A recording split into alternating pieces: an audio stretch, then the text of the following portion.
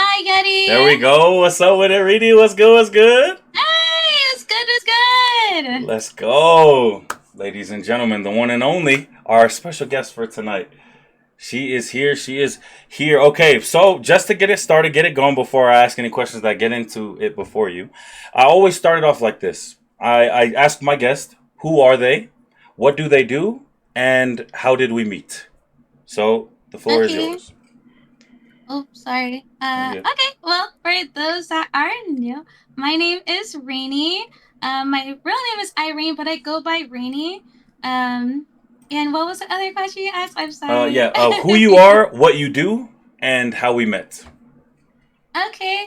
Well, I am a variety streamer here on Twitch. I also am in school right now for stenography. That's what I'm going towards. But Nice. outside of schooling, I am full-time streaming on Twitch. We stream variety of games over here. We do ASMR. I am also a VTuber, so I am not just a camera streamer. I also go live, and I am a VTuber, a Galaxy Beer VTuber, exactly. And I've been doing that for going towards 2 years. So it is kind of new and everything, but that is a little bit about me. I also do sing too. So I do singing, ASMR, and gaming. A little bit of all of that.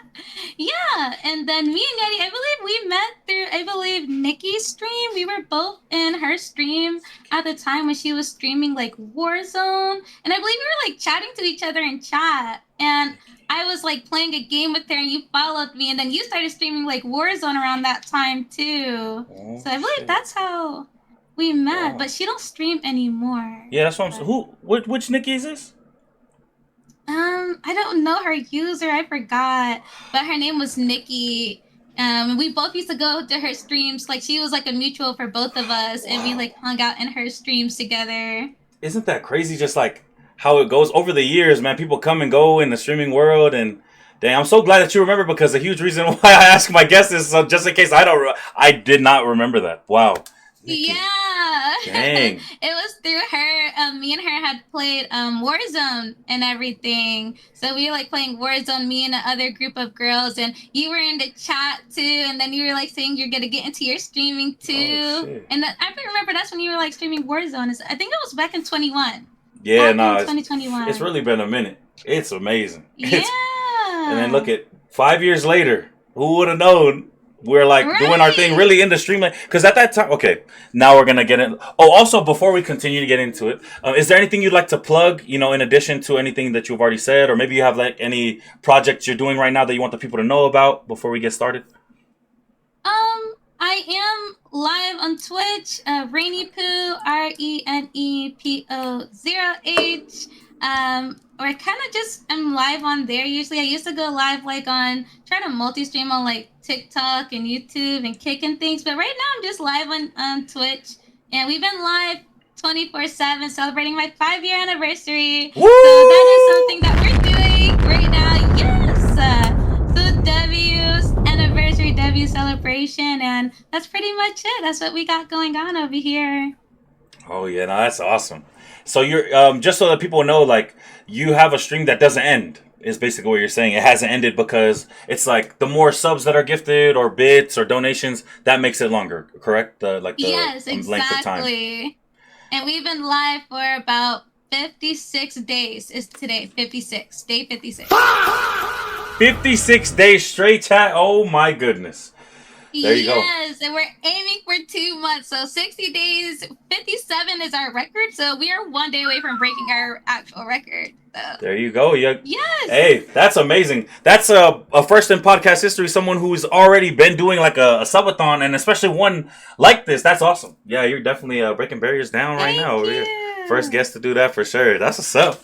Right on. Thank And we're here to you. support the grind as well. I've definitely rated a time or two, you know, or three or four, like, you know, tried to support, you know, the Reenie-thon. But dang, 57 days, right? 56 is Oh, today. 56 Yes. today, and then we're aiming. Yep. Hey, there you go, you guys. Hey, definitely Mm-hmm. got to support the Reenie-thon, huh? Oh, Thank also you. to reiterate to everybody, especially even my own people, thank you guys so much. Shout out to everybody who's gifting, who's following all of that stuff. But during the podcast, we just want to keep the conversation as fluid and smooth as possible. So maybe we won't be able to, you know, address every single follow, comment, gift right on the spot. But we are so thankful, regardless, so much for everybody. Thank you guys so much. Okay, just as a preface to everything that we're going to be talking about tonight. So, okay, the first segment slash topic is on something that I hold really near and dear to myself, something that I feel like the world kind of needs more of, and something that I'm trying to lead more with in my life. And I always love to see what's going on in the mind of my special guests when it comes to this topic slash segment. And that is the topic of love, something that I want to lead with in my life. So I just want to ask you, Rini, what is love to you? Uh, let's see. There's like a million things going through my mind. We're here for you. Trying to like sum it up. Does it have to be like one No, it sentence doesn't have or to. No, no, like no. You just have like the floor. You can give paragraphs. You can pull out a notebook, and yeah, it doesn't even have to be only romantic love. It could be, you know what I mean. It's whatever the love that came to your mind and your heart right now to explain. That's what I'd like to hear. I would say love is definitely kind. Love is caring. Love is supporting. Love is being there for like even for a stranger, for someone you love, just showing your kindness and reaching your hand out, just giving your all, like kind of like with your actions, you can like show love in your actions just by being there for somebody. Like I just feel like all of that is love. Love is kindness. Love is just all of the above, really, kind of in a No, no, way. that's awesome. That's a great answer. I love to hear that. Okay, That's great. That's okay. great. And you did talk about how showing love, and I love how when I bring it up, it's always about action, right? So, what is one thing or something that you do to show love that Rini does herself to show love to in your life? I would say definitely talking. I'm very big on talking. So when I can like just have a sit down, I feel like that's like love right there. Like being able to like talk to somebody. It doesn't have to be like on a basis like a romantic kind of way. Just me like being able to like talk to someone, be there for them. I feel like that's love because that's kind of like what we need. And from my opinion, I feel like that's really big on the mental. You know what I mean? So I kind of think like being able like to talk to somebody, you can be helping them get through their day. And I know like I get this from like other people myself, like being able to like talk to my friends, my peers, my family, like that kind of love and support really means a lot to me. So I kind of try to extend myself for people and do the same thing. Just try to be there for them, talk to them, help them through their day, kind of just show that kind of support through my action by just communicating and talking and being there for them. No, that's amazing. And I love how you said extending, right? You extend the love out. Um, so on the same, I guess, branch, right, of love and extending. How is it even after maybe you extend the love and it's kind of, I don't know, ignored or denied? How does that affect your ability to continue to love? Do you mean like with that person, like, or Oh, like in as in a general, maybe whole? in as a whole, in Okay, general, and you can also so say it like, with the person as well if you would like. But okay, so like as a whole, if somebody's like not trying to like communicate with me, is what you're saying, like try to talk like in my kind of form of love. Well, I believe you can like go around it like in different ways because some people definitely are more closed off and kind of don't like to be very verbal with their feelings, so I never try to like pressure anyone to like open up or talk about something that kind of can make them feel uncomfortable. You know what I mean? Because being there for someone doesn't necessarily means like you have to talk. It could just be literally like I've had like time where I was just on the phone with my mom and we're literally not having any kind of conversation. We're just on the phone in silence and we're just going about our day, just doing whatever. But I just feel like that's kind of like a form of just being there, in that moment for that person, even if it's just keeping them company, not even a matter of like us exchanging words. If I'm just there, I just kind of feel like that's me extending my love to them as well in that kind of form too. no, that is awesome. And have you heard of the five like languages of love? Yeah, I have. So as some Um, like, oh, were you gonna continue? Sorry. no, I have. Okay. I've heard. I So was about to say. as someone who like I love love, right? That's why I bring it up, and that's why I try my best to bring it out there and put out there. I'm trying my best to understand those because I didn't know that like there was languages of love that were like written out and like people have already established these. But like just so I can put them on the table so you can like look at them, right? And so everybody else can also have that in mind.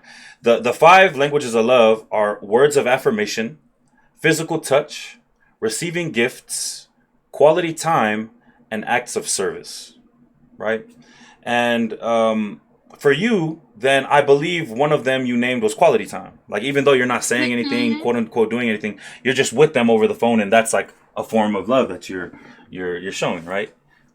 Yeah, definitely. I would definitely say like out of those five, I'm for sure big on the quality time for sure, and definitely like words of affirmation. I really feel like with words, people say like in action as well, but I feel like with words, you can really like uplift somebody's mood with your choice of words. Like if I'm going through a rough time and like I just hear the right words from somebody giving me advice, that can really like just really bring me up out of a drought. I kind of feel like so I just feel like words are so big to me personally. So I just think like words of affirmations and that quality time, those are definitely like my top two for sure. That's great to hear.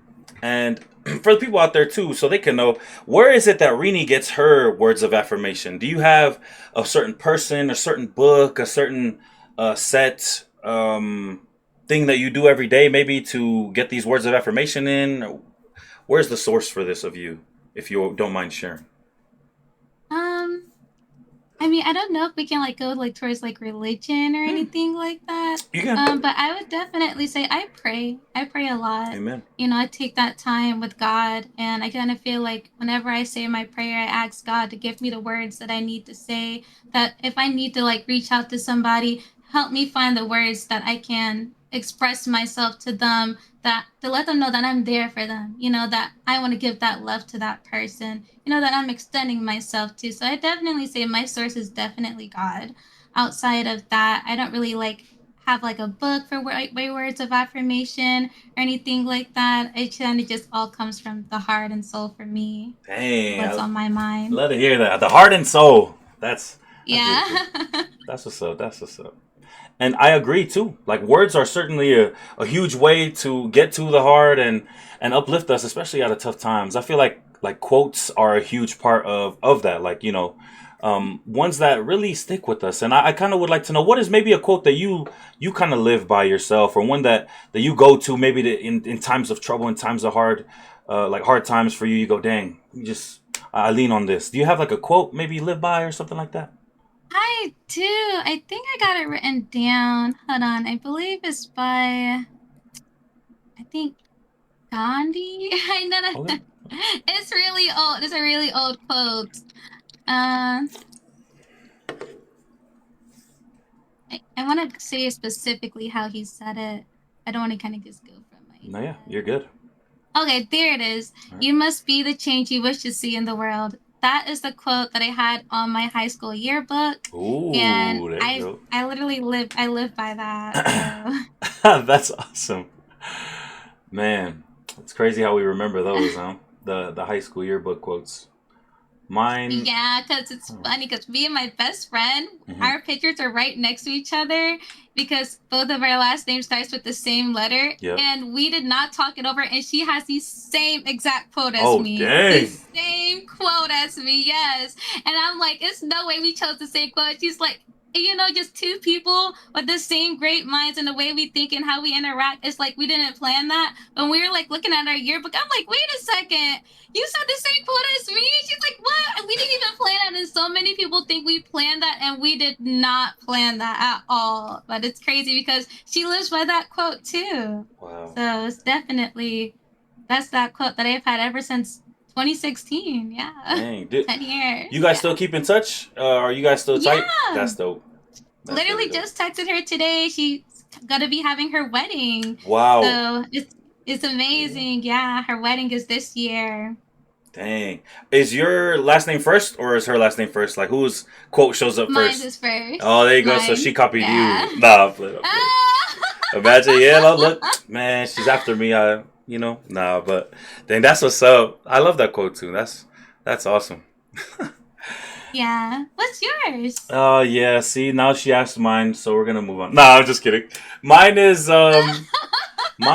is it was a Dr. Seuss quote, and I remember, woof, man, Okay. back when I was a kid, I heard that, and it really resonated with me. And that's the beautiful thing about these quotes, right? They just hit like a nerve for you, and then it stays with you forever. And I don't know how it was for you when they asked you what quote would you like to put in the book, but it's just like we were just chilling in class during like a time where we weren't focused, like it was like free day or whatever, and then a guy comes out of nowhere, like for the senior thing. Oh, what do you want for your senior quote? I'm not ready for that, but that's one of the Oh first my things that gosh. came into my mind. So, yeah, it was don't cry because it's over, but smile because it happened. That kind of Oh thing. wow, that's a really good quote. Yeah. Yeah. So I found I find a lot of joy in that kind of a quote because it's like there's good times in life, right? And we love the good times, but even though they're gone, it's just like it's more like, and I guess that'll lead me into my next question for you. It's like kind of a better to have loved and lost than to never have loved at all. You know, that kind of a Mhm. quote. Yeah. And now I kind of want to ask you, what do you think about that quote? Since we're still on the topic of love.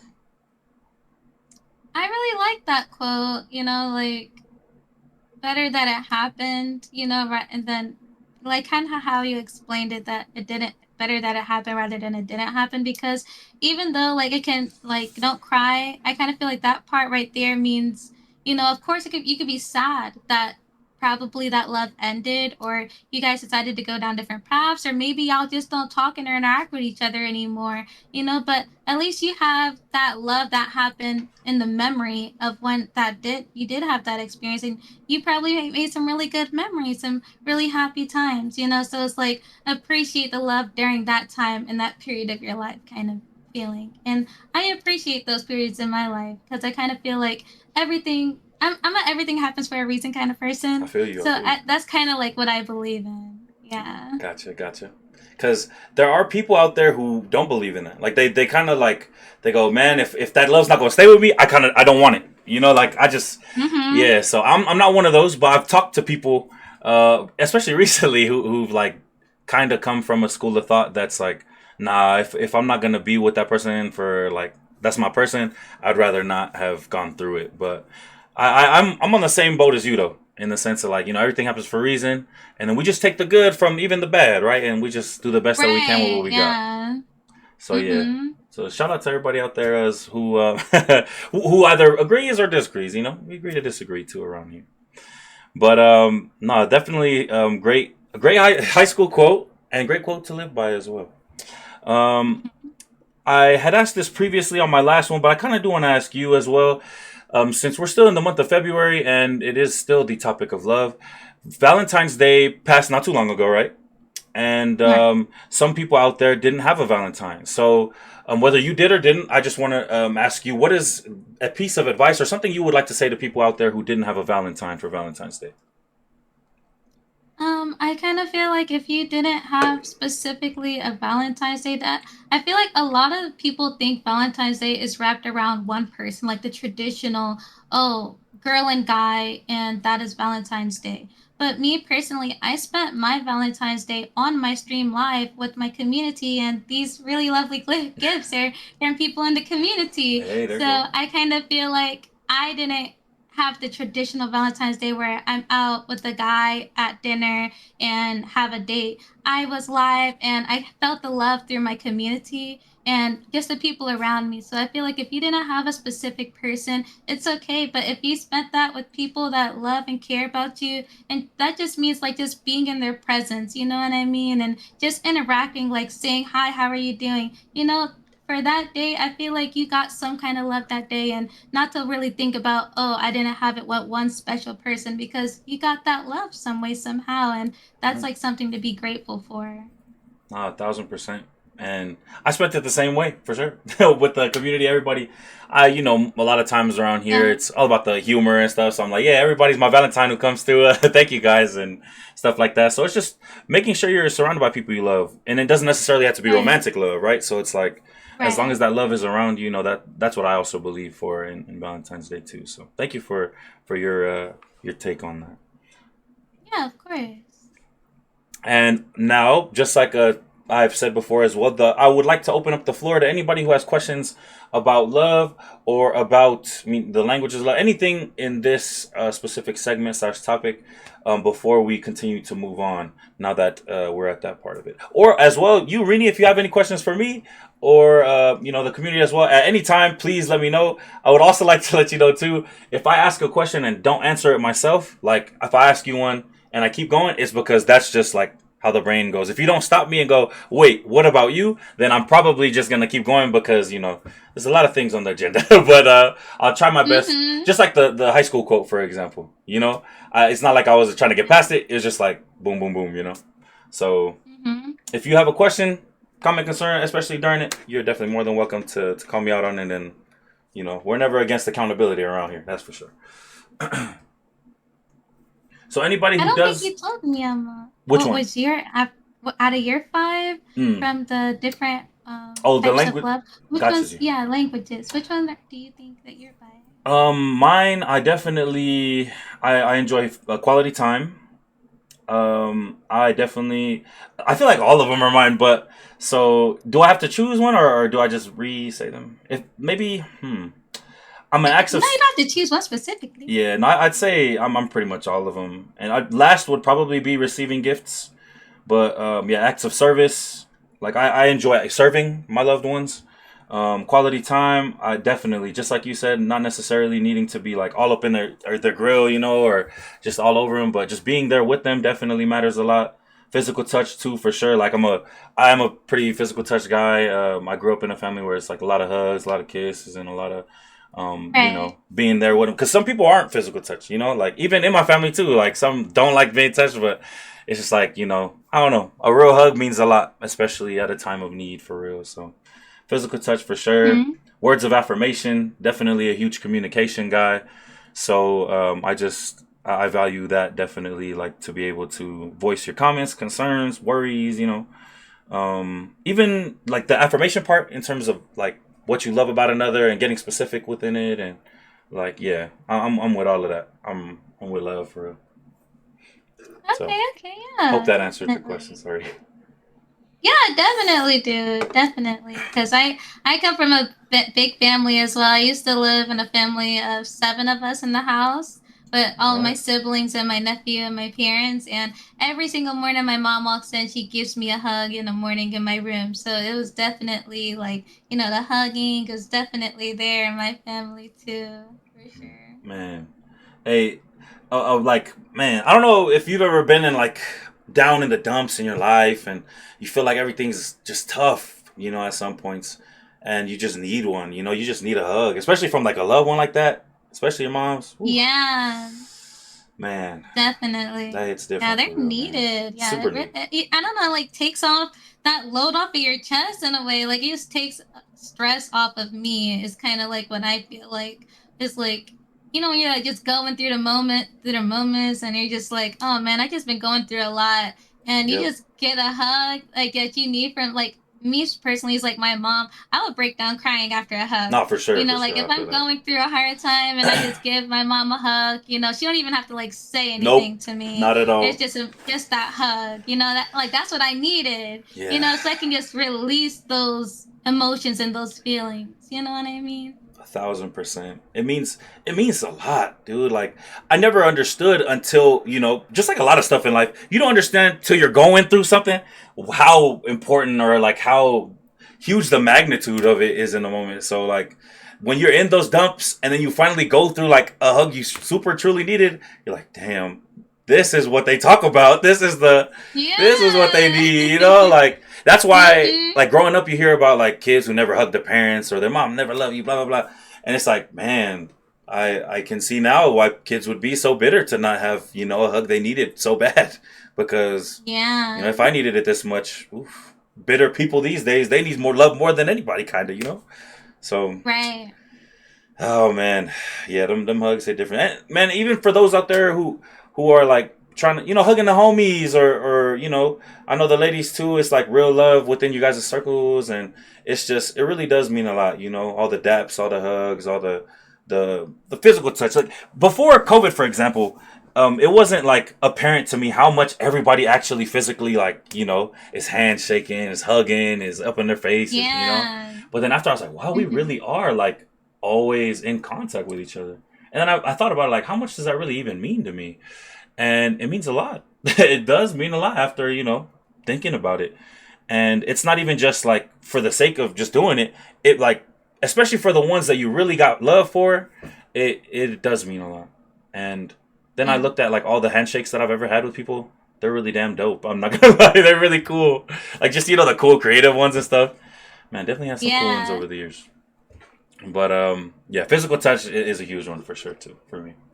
Hmm. Did you get any questions on your side? Because your chat is definitely open for questions as much as my side is. So if anybody else has a question before we move on to the next subject, y'all, can I get a hug? Any Yeah, questions? you can get a hug anytime you want. Anytime, Moose, for sure. Intel would do welcome in. All right. So I don't have any real questions, but I think are you good over there too, Irene? Yeah. Yeah. We're good. Okay. And I have a lot of comments about your hair. They love your hair. Your hair is fabulous. Oh, Hmm. thank you. Yes, I appreciate it. definitely. I agree, Cass and Vi for sure. Um, okay. Now, also, Rini, within these little question times as well, these could be the times that if you would like to use the restroom, you can. Just I remember we were Oh, talking okay. about that Okay. too. Okay. And so I'll Hmm. let you know every time after like every quote unquote segment and stuff. Okay. Okay. Now for the second topic slash segment, we were kind of talking about how long you've been a streamer, right? And we're in the Renathon, which is a celebration of how many years of streaming? 5. So it's a celebration of 5. Would this be the sixth or is this the fifth year, 2026? This is the 5th year. This is the fifth year. Wow. Well, 2026 December will make it the 6th. Wow. Dang. There you go. The sixth year. So you started Mm-hmm. in 2020. Yes, That's what's December up. 2020. December Mm-hmm. 2020. I started in September 2026 or 2020.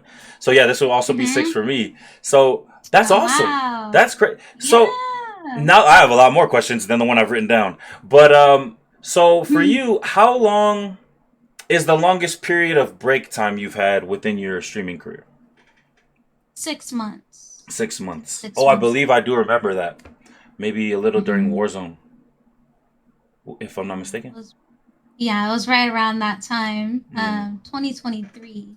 I took 6 months off. Got you. Yeah. So, after that, the comeback. How did that feel trying to come back to streaming? How did it feel also when you were away from streaming? When I was away from streaming, I was definitely sad because I really wanted to. Yeah. But one, I needed to work on my mental health and also just my physical, like overall health overall. So definitely, I want to come back stronger than ever. So I was like, I'm gonna take this time for myself and do what I need to do so I could come back to streaming. But I definitely was missing streaming, but I knew I was like taking that time off so I can be the better me for my community. But getting back into it, it was kind of feeling like starting all over, to be honest.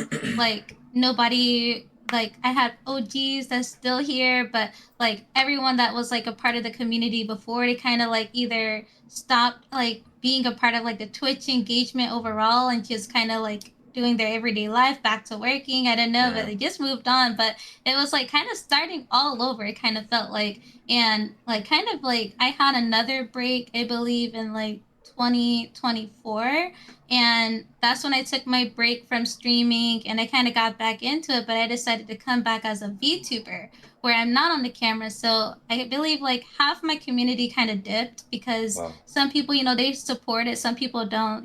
They kind of, if they got used to seeing me on camera every day on streams, it's like, oh, this is Rini, but now she's not on camera anymore. So it's like I literally had to go through a whole nother phase again where I had to like build my community back up as a Wow. VTuber streamer because right now, although I'm on the camera for the Renathon, usually I started off this 5 year anniversary being with my VTuber model. But Gotcha. because I reached a certain goal, I said, okay, because this is what I used to do, which is be on camera every day when I stream, I'm gonna make it something special for our celebration. So I was like, for the rest of this streamathon, no matter how long it is, I will be on the camera every single day for you Wow. guys. Since it's something I used to do. But really and truly, once streamathon is done, all of my regular streams will go back to my VTuber me. So it's like if you're really here to support me, it can't only be just for the camera because most of my streams are also on VTuber side as well because I'm now in that community.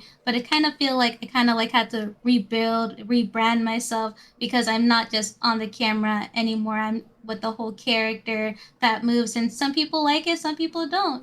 But that's like the whole cool thing about discovering yourself, discovering your journey, building a new audience around people that like supports what you love to do. So that's kind of like where I am right now with it. Oh wow, gotcha. And it's just, man, there's so many like unsung battles that happen too over the years, right? And streaming, and it's like you had to, like, if I'm not mistaken, build up your like rebuild your community and um, you rebrand again like 3 times, right? Or something like that. Yeah, And pretty even one much. time is hard as hell. Like I definitely understand that part, but 3 times and going through so many changes that you have, it's ooh wee. It's definitely a Yeah. journey and a half that you've gone through. I also like, just as a side note, I didn't even tell you this off stream or in the DMs yet about like the planning. I didn't know if you were gonna be here with the VTuber model or with your camera. But because like I Yeah. saw you already on stream with the camera, I was like, I think she's gonna be on the camera. And obviously it would have been Mhm. fine either way.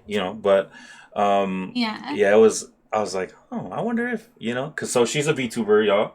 And for those who don't know what a VTuber is, could you explain a little bit what a VTuber is or VTubing, and also in general? Yeah, it's pretty much like a virtual character where it kind of does like the same movements that you do. So like if you turn your head left and right, your character's gonna turn its head. You blink. It's like pretty much a original character that you create. And usually a VTuber kind of looks like pretty much how I like to describe it is an anime character. It's like you're building your very own anime character and bringing it to life, and you are acting as your anime character, and you get to design it however you want, and that's like pretty much who you are. Like you have the camera in front of you, your movement, everything that you do with that model is literally what you're doing with your face and everything. And it's really cool to do if you don't feel like really comfortable with like being on the camera all the time. So definitely it's really fun. It's like so much to it because there's 2D models and then there's 3D models, and with 3D it's like you can like move your entire body. Like if you move your whole arm around, you can move your arms around with 3D models, but with 2D, which is something that I got because I'm just now getting into it, it's like just kind of like the front is like what you can pretty much move. So that's Dang, like pretty much what a VTuber is. that's yeah. So like 3D versus 2D, and I definitely have tuned in, so I've seen your 3D one, and it's super dope, and it's like just like you said, it's an anime character, and what is it? So if you could let us know what was the time frame for, like, I don't know if you would call regular streaming and then VTubing. What was the time frame for that, and then that? Like, how long were you regular streamer, and then VTuber now? I was regular streaming for about 3 years 3. straight. Okay. And then I got into VTubing in, I believe, 2024. So it's going towards that 2 year mark this year. So yeah, Gotcha. we just got into it. Uh huh. Nice, nice. And if I could ask, what is it that made you or inspired you to make the switch maybe to VTubing over regular camera? Yeah, like honestly, when I was going through my break from streaming, I was really contemplating if it's something I want to do because I didn't feel comfortable being on the camera anymore. And I kind of wanted to build my community based off of people that support me for me versus I'm just a pretty girl on camera, a pretty face on stream. I want to be surrounded by people that supports my personality, want to be here for me regardless of seeing my face or not. And I kind of got went through a period where I was like really sick with iron deficiency anemia, and I lost a lot of my hair. And I feel like me just coming back on stream with me doing a big chop would have definitely had people like saying comments, and I kind of just didn't want to Oh, deal with all of that, gotcha. you know, when I'm already going through a big transition in my life. So I was like, how can I keep streaming but not appear on camera? What can I do? And that's when I discovered what VTubers are. Wow. And when I seen that Iron Mouse, she is also a female that goes through disabilities, and she started VTubing just as a way to escape and just bring happiness to herself. And now she's like one of the top streamers on Twitch. And I was just like, wow, she's like so inspirational. So that's kind of what like made me feel more motivated after I seen that there's other people out there that kind of goes through a disability, and they keep chasing their dreams regardless of being on the camera or not. They still stream, they still support, they still build a community and do what they love. So that's kind of like why I kind of got into like the whole VTuber aspect for me, and I fell in love with it. And I love it. It's so much fun, and it's just really cool that I can like build a brand around it. Like I can have my own merch now. I Hey, there you have go. my own like mascot named Pookie. You know, before it was Winnie the Pooh for me, but you know, Winnie the Pooh is definitely copyrighted with Disney. So Yeah, it's for like I sure. can't really make merch and stuff like that with Winnie. But now I made my very own like furry friend, and it's a galaxy blue bear. So Pookie is like my mascot, and I can like take off with it. It's like really cool, like what you can create with that. So I really love the whole VTuber aspect of my streaming journey now. Whew. That is amazing. Um, like, cause I don't know what people's like preconceived notions of VTubing is, but like just hearing yours, it definitely opens up my mind, and that's why that's a beautiful thing about this podcast too. It's to spread awareness of a lot of things, and just knowing how much this means to you. You know how much that it this covers. It's not just you have a like a cartoon character, and you're behind it, and that's it. There's so much meaning to it all. And is that the little guy behind you? No, that's not it. But Oh, the girl like right here, that's actually my VTuber model okay, right gotcha. here, That is and I got it like on an artwork there. okay. Then what's the That's just a little? really cute plushie. You said the oh, what's the blue one look like then? The little galaxy one you're talking about. Do you have like it The there? gap.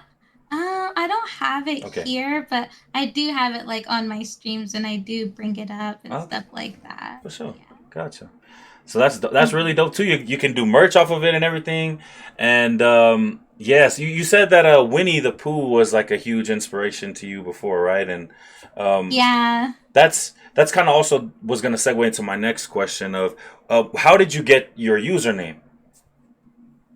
So back then, like way back then, during like Xbox 360 days, I was Ooh, definitely called myself Greenie Poo. I don't really know where it came from, but I'm talking about I had this username since I was like 12 years old, 10 years old. sheesh. Oh, And gee. I was like, I'm just gonna keep it. You know, at this point, like everybody, all my friends call me Reenie Poo back during my Call of Duty days. So I was like, I'm just gonna keep it. And it's like I would go from POOH during versus PO0H because sometimes it was like just taken for some reason. So Hmm. I was like, you know what? I'm just gonna be different, and I'm gonna make it a zero, and I'm gonna add a little cute bear ears to the zero. And I think that's where, yeah, that's where the whole bear love kind of like came in out. It's like, man, I really do love bears. And when I see all my baby pictures, I kind of see like I was always wrapped around Winnie the Pooh blankets. So Mm. I was just like, wow, like this is like kind of like my destiny. I'm starting to feel like I always been a girl that loved bears. My name is Reenie Pooh, and I was like, if I'm gonna build a community, we're gonna be the Pooh Bears. So Hey, that's there you kind of go. like the whole thing kind of just started lining up and kind of just sticked with my name pretty much. Gotcha. So the community's name is Pooh Bears, for those who don't know. Hmm. There it Yeah. goes. And who would have known and thought that Reenie Pooh from Xbox 360 would one day become you now, I guess. Like, right, the whole Right. journey and, crazy how that works. Exactly. Man. I would have never thought. So you're Xbox 360 over PlayStation, basically. Yeah, definitely. That's Xbox, where man.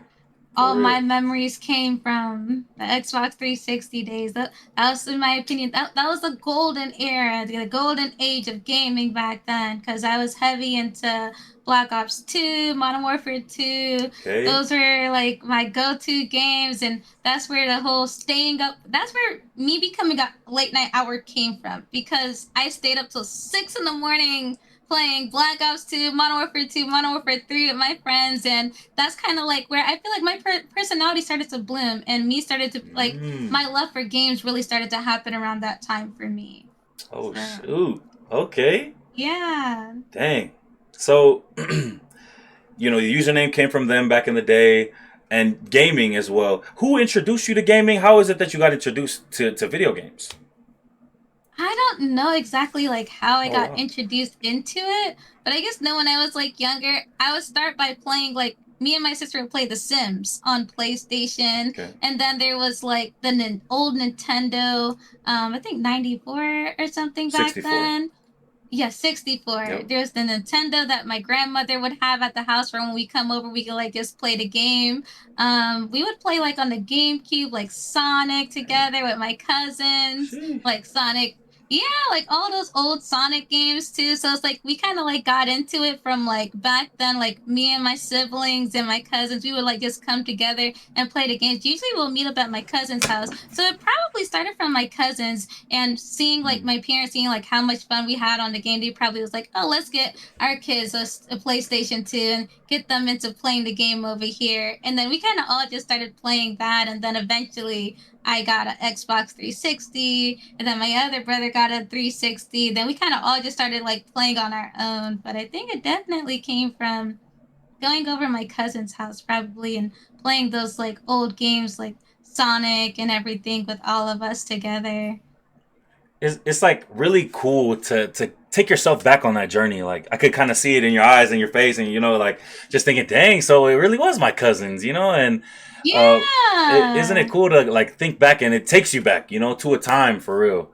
I Yeah. remember like early on, I was like my house was the game house, so people would come over, and that would be a lot of people's first. Like I was that cousin, I guess. It would be everyone's Yeah, first you taste were of that gaming, cousin you know. then. Yeah, People would okay, remind me okay. these days, like, dude, I remember I used to go to your house and we used to play Tony Hawk and we used to play this Oh. Star Wars game and this and that. And I'm like, oh, dang, I took you to my house. But yeah, apparently it was like, damn, how many people did I have in my house as a kid? But yeah, not Like, definitely. yay! Your Man, house is man, it popping. was, honestly. We That's where was the memory started. It started at Cheer Crib. exactly. We had Hot Okay. Pockets and all that. Come Okay. on, everybody. You know what I mean? Okay, Hot Pockets, Capri okay. Suns, all that. You need that food. Nah, but Oh it yeah. was definitely lit. It was a good time, man. And games, they just provide so much for us, and it's Yeah. it's like it is that deep. You know what I mean? And for you then, especially all the way till now, right? How much does gaming mean to you? I guess. It means a lot to me because I feel like it really helps me with my mental, like dealing with like let's say I had like a really stressful day and I don't always play like competitive games, and although I'm a really competitive female, I do like playing like simulator kind of games like Minecraft, like supermarket simulators, like I just kind of like deep like unwinding with like gaming, and I kind of feel like playing the game alone that takes like stress off of your mind, off of your mental. You're able to like just escape, I feel like, from reality by gaming sometimes, and like just being able to play the game with your friends. That's what makes it even more fun. Just making more memories, more happy moments, kind of like recreating that feeling that I gave myself back then when I was like back on my 360 days. It's like, but now I could do it as an adult, so it's like Yeah, that's why I feel like I play every day. It's like just more fun memories with your friends, man, just having a good time. that's so true. And now we get to do it on like a Yeah. larger scale, right? Because as streamers, like, Yeah. like so many people could come through. Not even just like a living room full of the homies, but now it's like a Right. auditorium. It could be, if we get like any amount of people that come through, and it's really awesome. It's Mm-hmm. really dope to think.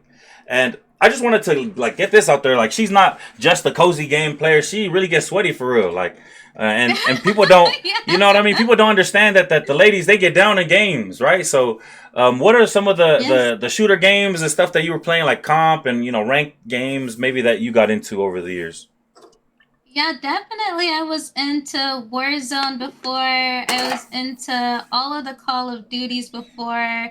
Apex, I reached Diamond there. Oh, OW2, I reached Diamond. Now in Marvel Rivals, I reached GM. I'm very competitive in Marvel Rivals oh now. Like shit! that Oh is shit! definitely like my go-to game. I get super compy in that game for sure.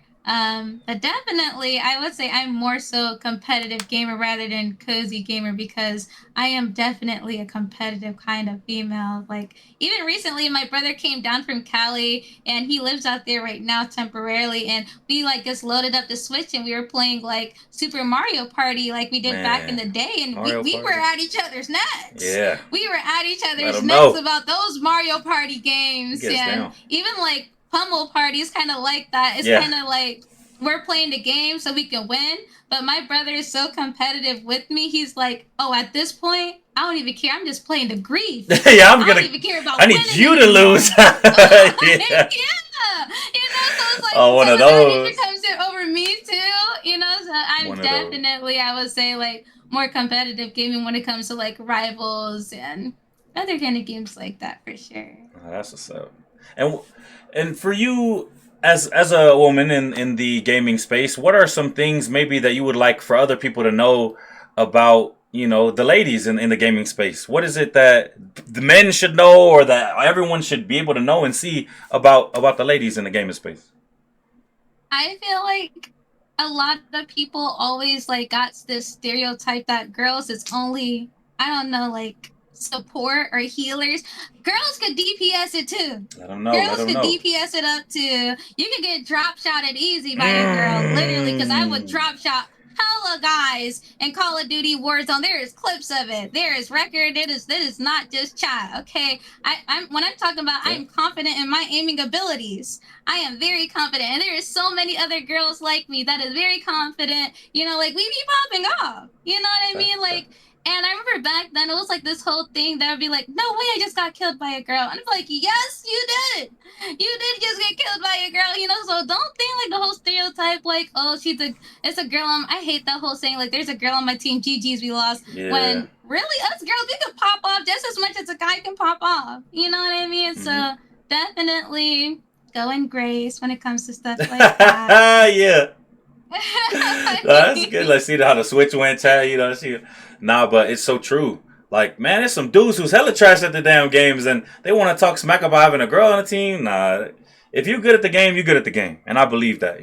So Hmm. it's just that's what it is. But it does Right. it's weird how on the internet, man, how some dudes get when they find out there's a girl on the team or in the lobby. I'm like, bruh, come on, man. Just if Yeah. anything, just go all based off the gameplay for real, not the man. Right. It's weird, but I'm definitely glad Literally. you were able to say your piece on that because people need to know. And yeah, so when you go over there and watch her play, it's not gonna be all fun and rainbows and awesome stuff because it is over there. It's a good time too. But she definitely gets down on the game she plays. I've seen her play Warzone. I don't remember if we've ever played a Warzone game together, but I do know that she gets down on Warzone. And well, when COD was popping, but now it's not popping no more because they're booty and they just like want money only. Exactly. If they could get it together, we'd all Exactly. go back. I think, but Exactly.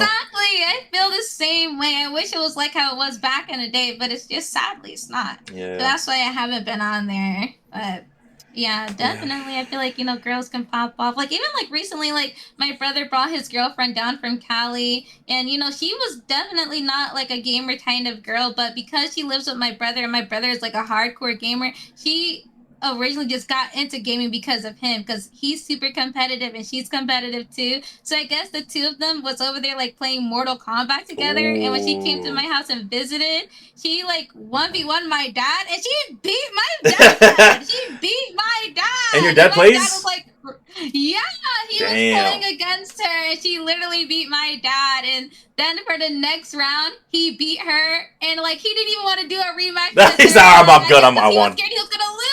I He won. was like, "Yeah, that's right. I just won." I was like, "Ain't no way you're not gonna 1v1 again. There's no." He's Damn. like, "Nah, I got my win. I'm done." Ain't no way. Coward. He's a coward. I'm sorry.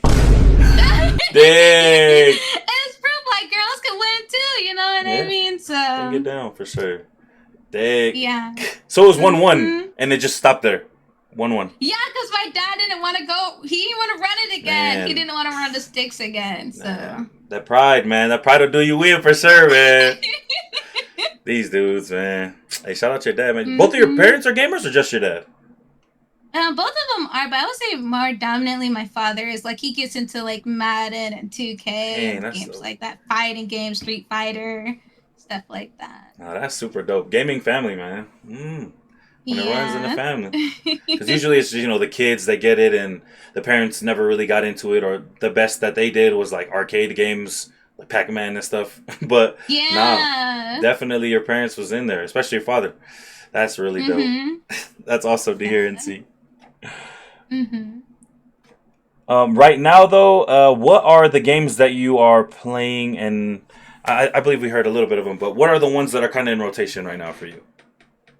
I would say definitely Marvel Rivals, Fortnite, and Roblox. Those are like the top 3 games that I would say that's like constantly on rotation for me. And those are the games people can. I got into Fortnite. Huh? Those are the games people are gonna see if they come and watch your stream. Like, okay, gotcha. And then Fortnite. Yeah, those 3. You said something about Fortnite. I like that one because it kind of gives me like a feeling of like Warzone, perhaps, because they now got first person shooter games, and my biggest thing is I was really good at like first person shooters versus like third perspective, like third point of view, where you're like looking at the character. But now they got like actual guns where like first person shooter, and it's like really good guns. So I'm just like, dang, I can really drop people down if I want to. Damn. You know? Yeah, it doesn't have to be around that whole building. They got a whole build zone. So I be having fun. I be having fun in Fortnite now. In the no builds at least, because I am not a builder in that game. But have fun in the shooter games for that, and then of course in Marvel Rivals, and my chill game is like Roblox. So. Gotcha. What are your top games ever?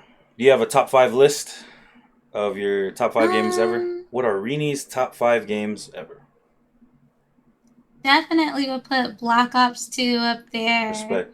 I would have to put Modern Warfare 3 up there for sure. Probably Modern Warfare 2 as well, because I had some fun on both Modern Warfares. Yep. But specifically, Black Ops was like, Black Ops 2 just has my heart because I had fun in multiplayer and in zombies. It was just such a W game. BO2 was 5? Or what map was on BO2? Was that Transit? Yes, Transit. Transit was on that map. Gotcha. So I had so much fun on that game for sure. Then I would probably say Resident Evil 5. Like, I really love Resident Evil 5. Maybe because of my memories that I had with my sister growing up. That was just like our go-to game. Dang, like cool. Us just always playing together is Resident Evil 5. Yeah, and then I would probably say... I would probably say for the 5th game... Probably Sims. Like, I really enjoyed playing Sims, too, as a kid. So I would probably say Sims is up there. Sure. Gotcha. So that's Modern Warfare 2, Modern Warfare 3, Black Ops 2, Sims, and then... What was the one right before the Sims you just said? Resident Evil 5. Resident Evil 5. Gotcha. That's a co-op game? Yeah, that one is. Oh, dang. I never played any of the Resident Evils. Sorry, everybody. But, yeah, I never played any of those. But I've always seen them, and fun. People talking about them all the time. If I was to play any of them, which one should I play? 5? 5. That one right there. You can play with another person, like that's like split screen, or you can play online with somebody. But it's super fun. That's like the best one. Oh, okay. Resident Evil 5. There you go. Did you have any favorites of any Xbox exclusive games? Like maybe a Halo, a Gears of War, or did you mess with any of those, or those are like kind of on the back burner because of COD? Now that you say that, I totally forgot about Halo Reach. I love Halo Reach. Gotcha. That was definitely, that would probably be in my 5 too, honestly. If I could switch out one, probably Sims. Halo Reach, I had so much fun in the Halo Reach days. Like, I loved Halo, like the other ones, but not as much as Halo Reach. Halo Reach was definitely a game I played with my cousin. Like, once again, we'd go to the cousin's house, and we'll all, like, get together, and we'll play Halo Reach together, and then I'll play it online with my friends. So, Halo Reach, definitely, but Xbox exclusive, believe it or not, I don't know if you heard of it or not, but Doritos Crash Course. Dude, nah, that was one of them ones. No, for sure. there. Yeah, Oh for my gosh. sure. We had to run it back a few months ago when my brother was in town last month. We was like, everybody get a controller. We're running back Doritos Crash That's Course. one of them So ones we right there. ran it back. We went back to the US, to the Japan, to Yep. Europe. We was looking at our old records like, oh, I had a Oh top record shoot. back in the day. Let's try to see who can match that record. So we was like 1v1ing and doing Doritos Crash Course again. It Man. was so fun. Yeah, Damn. definitely Doritos Crash Course. That's a pull right there. If you know, you know. If you know, you know ball, everybody out there. Doritos Crash Course. That was Xbox exclusive, wasn't it? Because you ran with your character on there. Like your character's face and everything, right? Like you had to design on and Yeah, everything. exactly. You played it too? Yeah, I did. I did play Yeah, it. I met a lot of my friends through that game. Like a Wow. lot of my friends, yeah, like we were like just 1v1 and playing the game. We'll end up adding each other, and then we would end up playing other games with each other. It was Wow. definitely like crazy because Doritos was that was lit. That was a game back then. That Damn. was a game. That's great. You met people through Doritos? Yeah, like after we added each other from Doritos, we would start playing like Call of Duty together. So those became like my little Xbox clique of friends. But it all started from Doritos Crash Course, which is Damn. crazy. There it goes, man. Yeah. That's niche right there, man. That's an Xbox Mhm. hard hitter right there. If you didn't know, well, you'll never know because the game's gone now. But you like, PlayStation will never know that, I guess, right? You never PlayStation people? Okay. But dang, what a pull right there. What a pull. And Connect Sports too, because Xbox had Connect Oh, and that's right. Connect PlayStation Sports. didn't have that. And I Damn. loved my Connect. My Connect was lit. Mm-hmm. It was Connect Sports. I think that's where like whole bowling and running track and field and Dance Central and everybody doing like just dances. I'm like all of that happened like back on the Connect for me, and it was so much fun. I really loved Xbox. Yeah, Dang, yeah, real that Xbox was stuff it. around here, man. For real. Wakanda forever, for real. Wakanda forever. But Yes. damn, nah, that's what's up. That's what's up. And then to round off the gaming segment right now, what is a game you would use to describe yourself? That's hard. I know.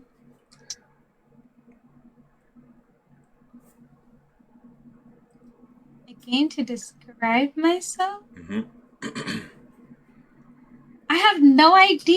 Yeah, it's a I tough don't game. know. I can't go cozy here because I'm competitive. Mm-hmm. And I can't go too competitive because I definitely got some coziness in me too. I don't know. I have no idea. This may be the first time I've I'll have ever to asked think this about question, that. actually. So that's why I just, I see that it's a very hard question for sure to answer. Yeah, I'm like trying to think of like what out of all the games, which one would I choose? But I don't know. I'd really have to think about all the kind of games that I've played. See like which one I feel like gives me. Hmm. Do you know one that gives for you? Uh, shit, Grand Theft Auto 5. Nah, I'm playing, just kidding. But let me think. Nah, I haven't even finished the story mode on Grand Theft Auto 5. Yeah, I didn't give. So a lot of the questions that I have ready for my guests or have ready, I don't even have them ready for myself because they're supposed Oh, to. okay. So I'll definitely, this will be an on Yeah. the spot answer too. Should I come up with because I feel like, for example, I've asked this question, but in song form to my guests. Okay. Like, what is a song you would use to describe yourself? But I don't feel like it's as easy as a song for video Yeah. games because it's. Mhm. So yeah, I just wanted to kind of see how you would respond to the question. Now I have to think of huh. Lego Star Wars. No, I'm just kidding. I just love that game. Damn. Yeah, I definitely. We'll have to pick up on that one for me. That's a hard ass question, man. It is. It is. I'm asking some hard ass Give you questions, something to aren't I? think about. Definitely, yeah. Yeah. Now I can see what predicaments my guests be in. Mhm. Yep, there we go. Maybe I'll give us until the end of the pod, maybe, huh? Because I feel like that's gonna be a little tough Okay. one. Yeah. So you can think about Yeah. it over time. But To round off this one as well, I do have a couple of questions from my chat, and just for those who are also on Rini's chat, you are more than welcome to ask any questions related to gaming, our history in gaming, her history in gaming, as well as anything pertaining to what we have said so far. And I do have two questions here. Do you have any so far, Rini? If you wanted to ask on your side yet? Do anybody have any questions over here? Oh yeah, and actually, I think this is where I might actually go. Yes, use the restroom. Okay, so you guys can ask questions in chat, and Yeti will answer you guys' questions, and I'll be right back. Okay, gotcha. Yep. I will do that right now. Let me look. Oh, I'll wait for you to get back, Rini, by the way, just so that you can be here for it, and then you can answer the question, and I can answer at the same time. But okay, yeah, we'll accumulate the questions while you're gone, kind of thing. Okay, gotcha. Be right back. Bet that. You guys have some good questions. I can't wait to ask her right now. These ones from Fresh. What's good with it, Fresh? Welcome in, and Static as well. Exactly, Alex for sure. Me too. John, I'm not gonna lie. I wanted to say Arc Raiders, but that's like, isn't that recency bias as hell?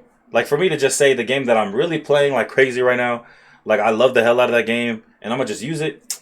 I don't know, but it embodies so much. So for those of you who are watching from Rini's side right now, I'm very heavily addicted to Arc Raiders. All my content is Arc Raiders, and I even made an Arc Raiders skit in real life. But it's just so much is encompassed within it. So what is her favorite game? She gave her list of 5 games that were her favorite. Black Ops 2, Modern Warfare 2, Modern Warfare 3, Resident Evil 5, and then Sims. But she said also Halo Reach. So that's her top 5, Natalie. And you down all the haters? High key, John. In Arc Raiders, you can be a saint. Last night, you guys, there was this dude, like his partner jumped down, and me and my boy, we smoked, bro. And then we were leaving, and then one of the robots killed us at the extract when we were about to leave. And then the guy who's like, we killed his friend. He came down, and then he saw my boy who was down next to me, and he said, "Man, you killed my friend, but I forgive you, bro." And then he rezzed him, and then we were just. It was crazy. He didn't know he was going to have that much of a effect on us in real life. But after that, for the rest of the night, me and my boy were like, damn, dude, like, I feel bad. Like, we felt really bad. And dude had a real influence on us that night, bro. It was some crazy stuff. I was like, ain't no damn way. He just did that. And it's trying to have, teach us a real life lesson. But yeah, no, it was crazy. Shout out Arc Raiders, bro. Ooh, I love that, Jer Bear. Great questions. So we have 3 great questions.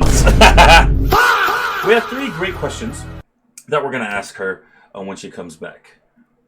Freshly's question, Static's question, and then we'll ask Jer Bear's question. Arc Raiders is you, Yeti? Yeah, I agree. It's definitely me. I might have to just say Arc Raiders, man. Fuck it, bro. Arc Raiders. But, yeah. All right. We good, Rini? Yes, you're good. All right, we back. We good. Okay, so... Oh, damn. Oh, we got 4 questions. Really great ones. So, first question is there a game you think about playing but don't? Whether it's because it's intimidating or maybe because you're worried your audience might not enjoy it.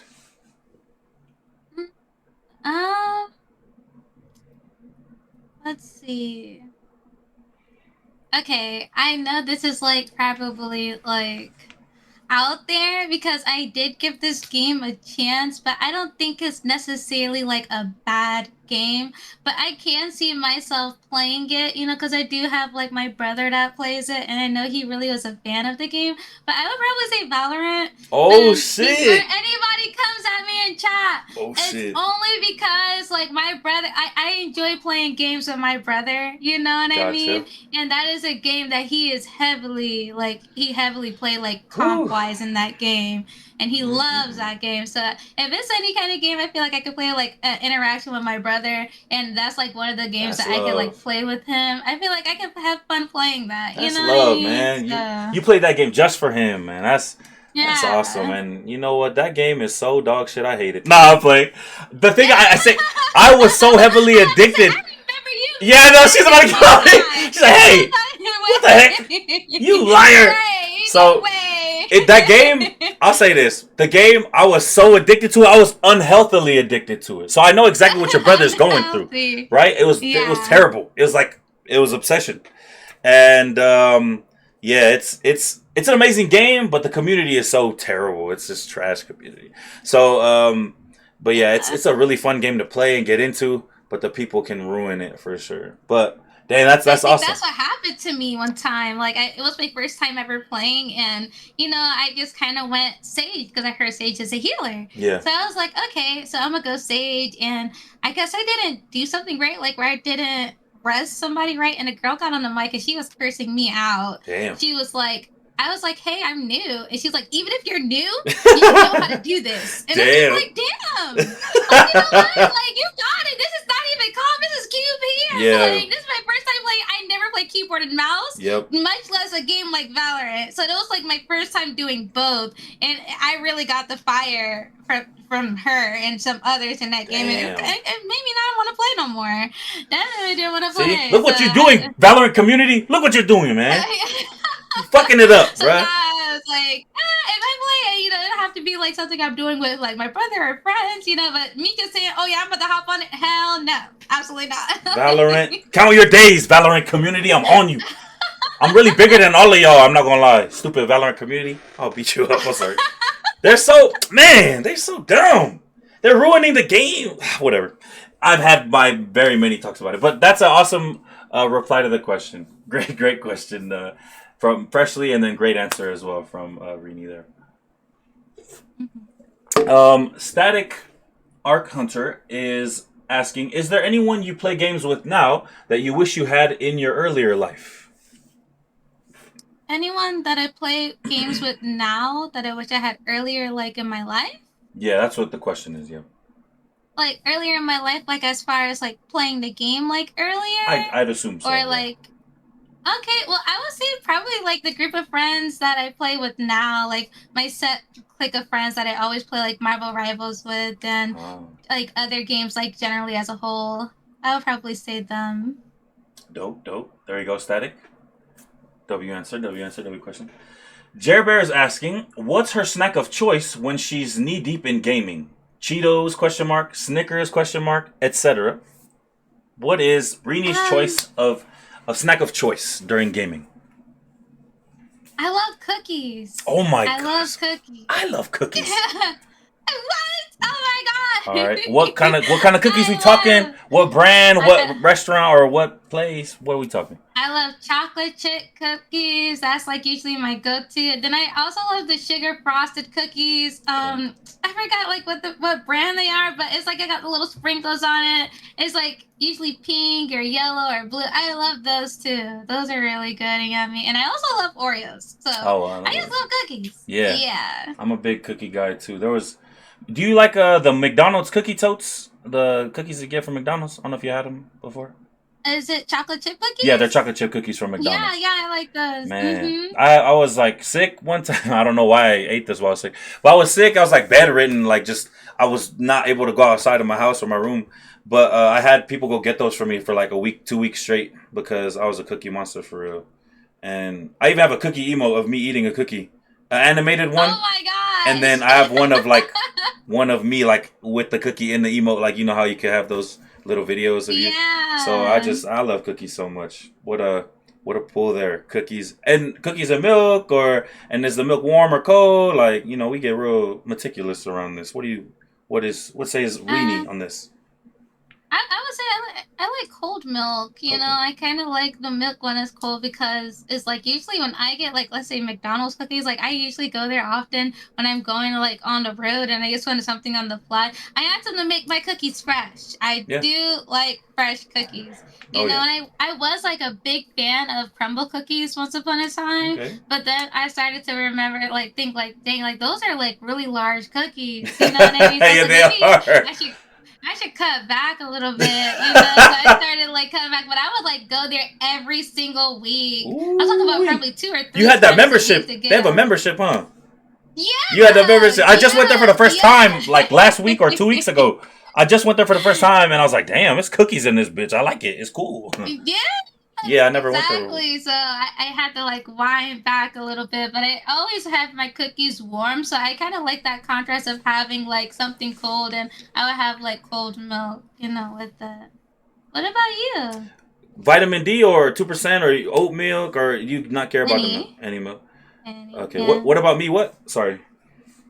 Do you like warm milk, cold Oh, I'm a milk, cold milk. or Cold milk guy. okay, okay. Hot. Nothing beats a good classic chocolate chip cookie for me. It doesn't got to get. They have hella different toppings and flavors and all that. I'm like, I'm cool. I could just do a chocolate chip cookie if it's made the right way. Oh yeah, it'll have me hypnotized and have me good for the night. Yeah, For sure. For sure. exactly, exactly. Mm-hmm.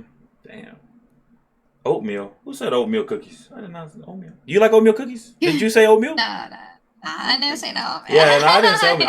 I'm not a raisin guy, so I don't do oatmeal raisin. I'm cool off of that. I'm not a raisin girl, but I Yeah, know some people that really love yeah, I'm raisins. cool off. Yeah, The only raisin I like is Raisin Canes. So I'm not raisin. right, yeah, Yeah, I'm not exactly, oatmeal raisin exactly. for real. So Mhm. type. But no, that's a good. What's it called there? Great cookie pull right there. And for my snack of choice when gaming, so recently, cause man, for the span of my whole career in streaming, I've been a late night streamer just like you, and Yeah. always late night eating, late night munchies. It would always be Jack in the Box after stream, if I couldn't get it during. But I'm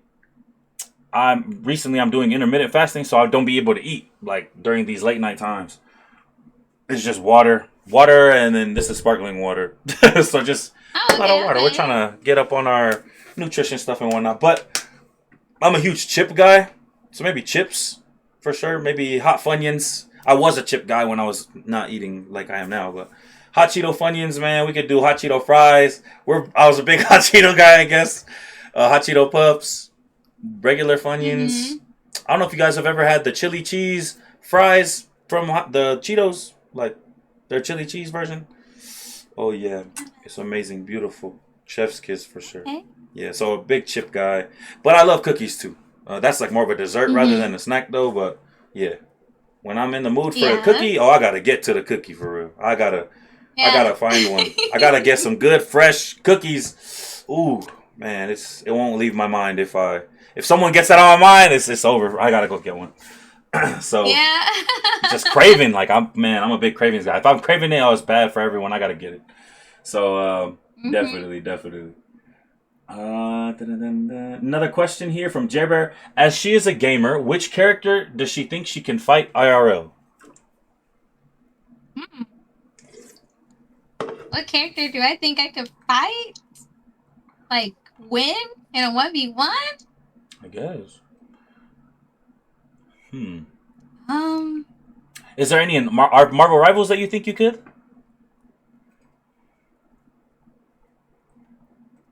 um,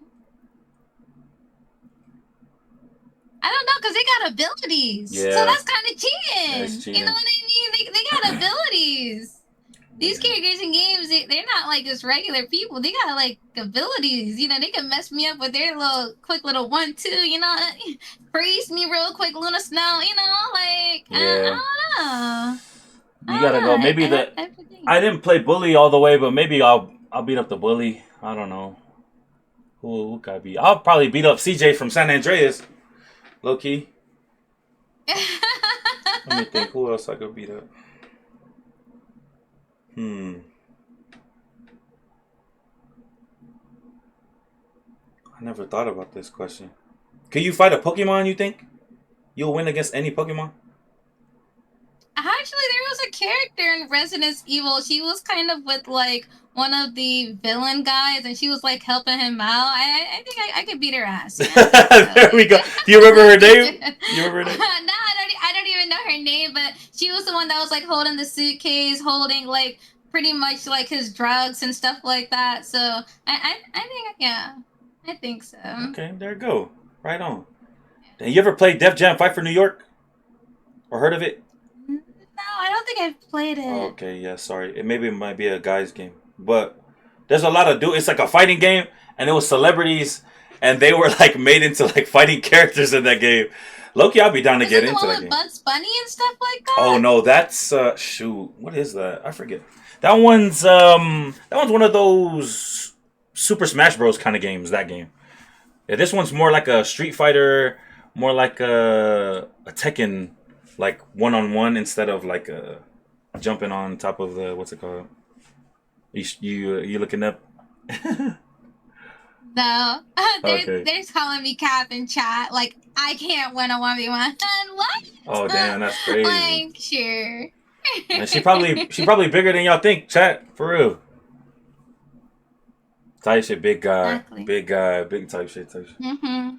All right, Mhm. Exactly. we'll do two more questions, chat, because a lot of people are giving good questions right now. But we'll do two more. There was one question over here that somebody Oh yeah, asked that I feel that like that would is be one of really them. good for you. Let's do that. Let's do that. Okay. It says, wait, let me see it. What made you do the whole podcasting from Call of Duty player to podcaster? Where is the vision going with this, or what do you wish to hope for building this Wow. radio podcasting? Like, what's the end goal for you? Damn, that's an awesome question. From COD player to, I'll just say this, man. I know I've been blessed with a lot of talents. I've been blessed to, understand myself and know that I can do a lot.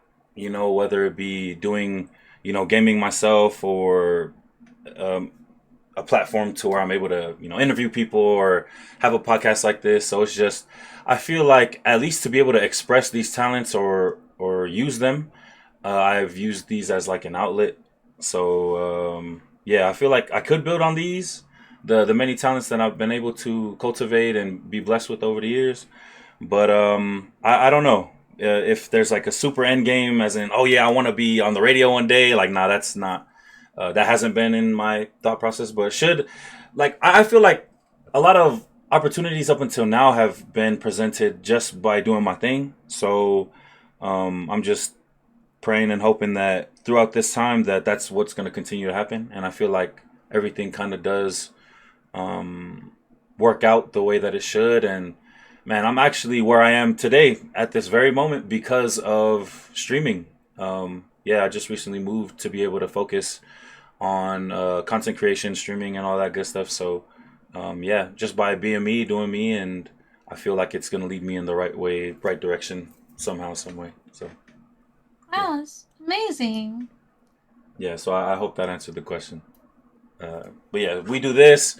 We do like something kind of similar to this on Thursday nights too. So podcast Wednesdays, cinema therapy Thursdays on Thursday nights, where it's kind of like a therapy session, and we watch a movie and stuff like that. And then we game all week as well.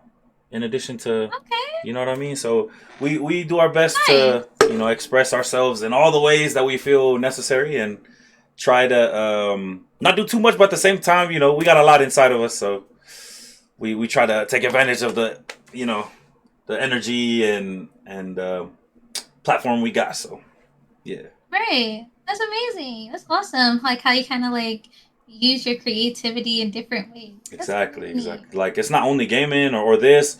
Like I do skits and I'm a very huge comedy guy, so I love making people laugh. So in addition to that, like skits and whatever comes to my mind, man. My mind is crazy. It's everywhere. Yeah. Dang, Rini could have knock out a marshmallow. Is crazy. Chill. She could knock out a marshmallow. I believe in it. All right. Any other questions over there? Before we go to one more over here, so that we can move on to the next topic. If you had to choose an anime character for protagonist and a villain for antagonist, which two would you pick for a final 1v1? Like, I have one as a teammate and then one as an enemy, or how is this question?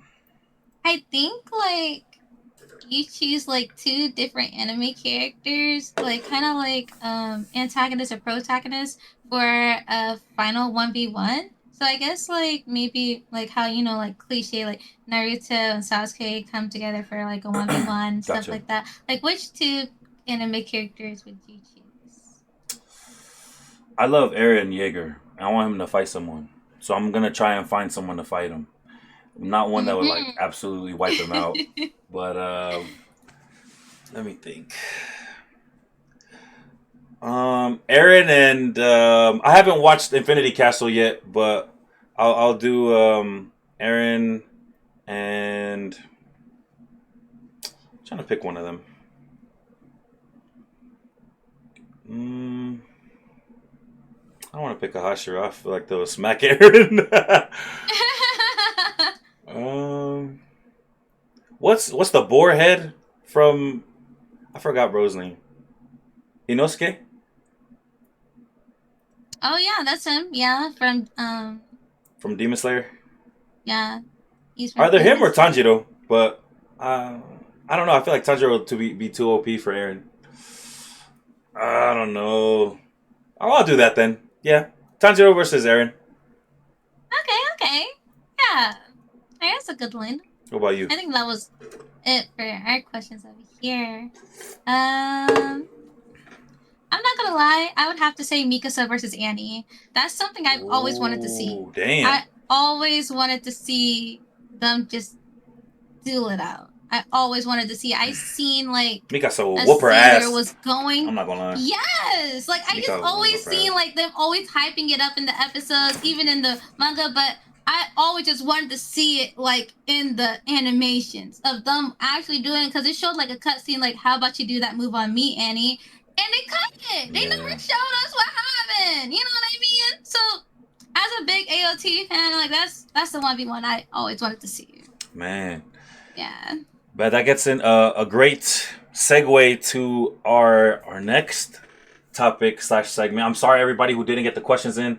We're a little bit on a time schedule slash crunch. I'm trying to get it. So sorry y'all, but I will open up the floor to questions at the end in general as well. So hold on to those questions if you guys really they're burning within your heart and soul.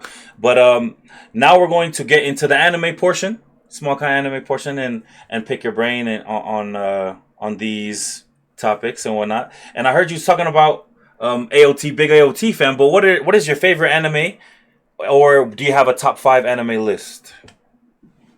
My favorite anime is definitely Attack on Titan.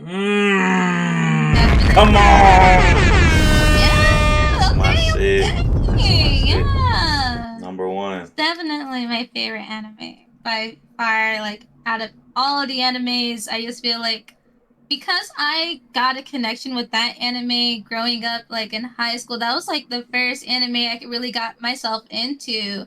And I started watching that once again with my brother. So I was watching season one, like it was on Toonami, and I'm talking about on my big TV with a big Damn, back, no remote, and I would have to like man. click the button. I would just leave it on that channel. And one day I was like after school, late night, and I was just binge watching the show, and I was like, "Damn, this is good! Like, what Wow. is this whole time? Not even knowing like it was anime." And I got my brother into it, and then me and my brother started watching that anime whole series together. And it's like growing up, going from season one to seeing like even recently now, like they dropping like new season. It's like amazing to see. Like, dang, this is like what happened in this anime that I started as a kid. You know what I mean? And I'm still Damn. watching it as an adult, and I fell in love with that anime. And it will forever be like my favorite. Wow. And it has sentimental value on it too. So like nothing can really beat that too, for real.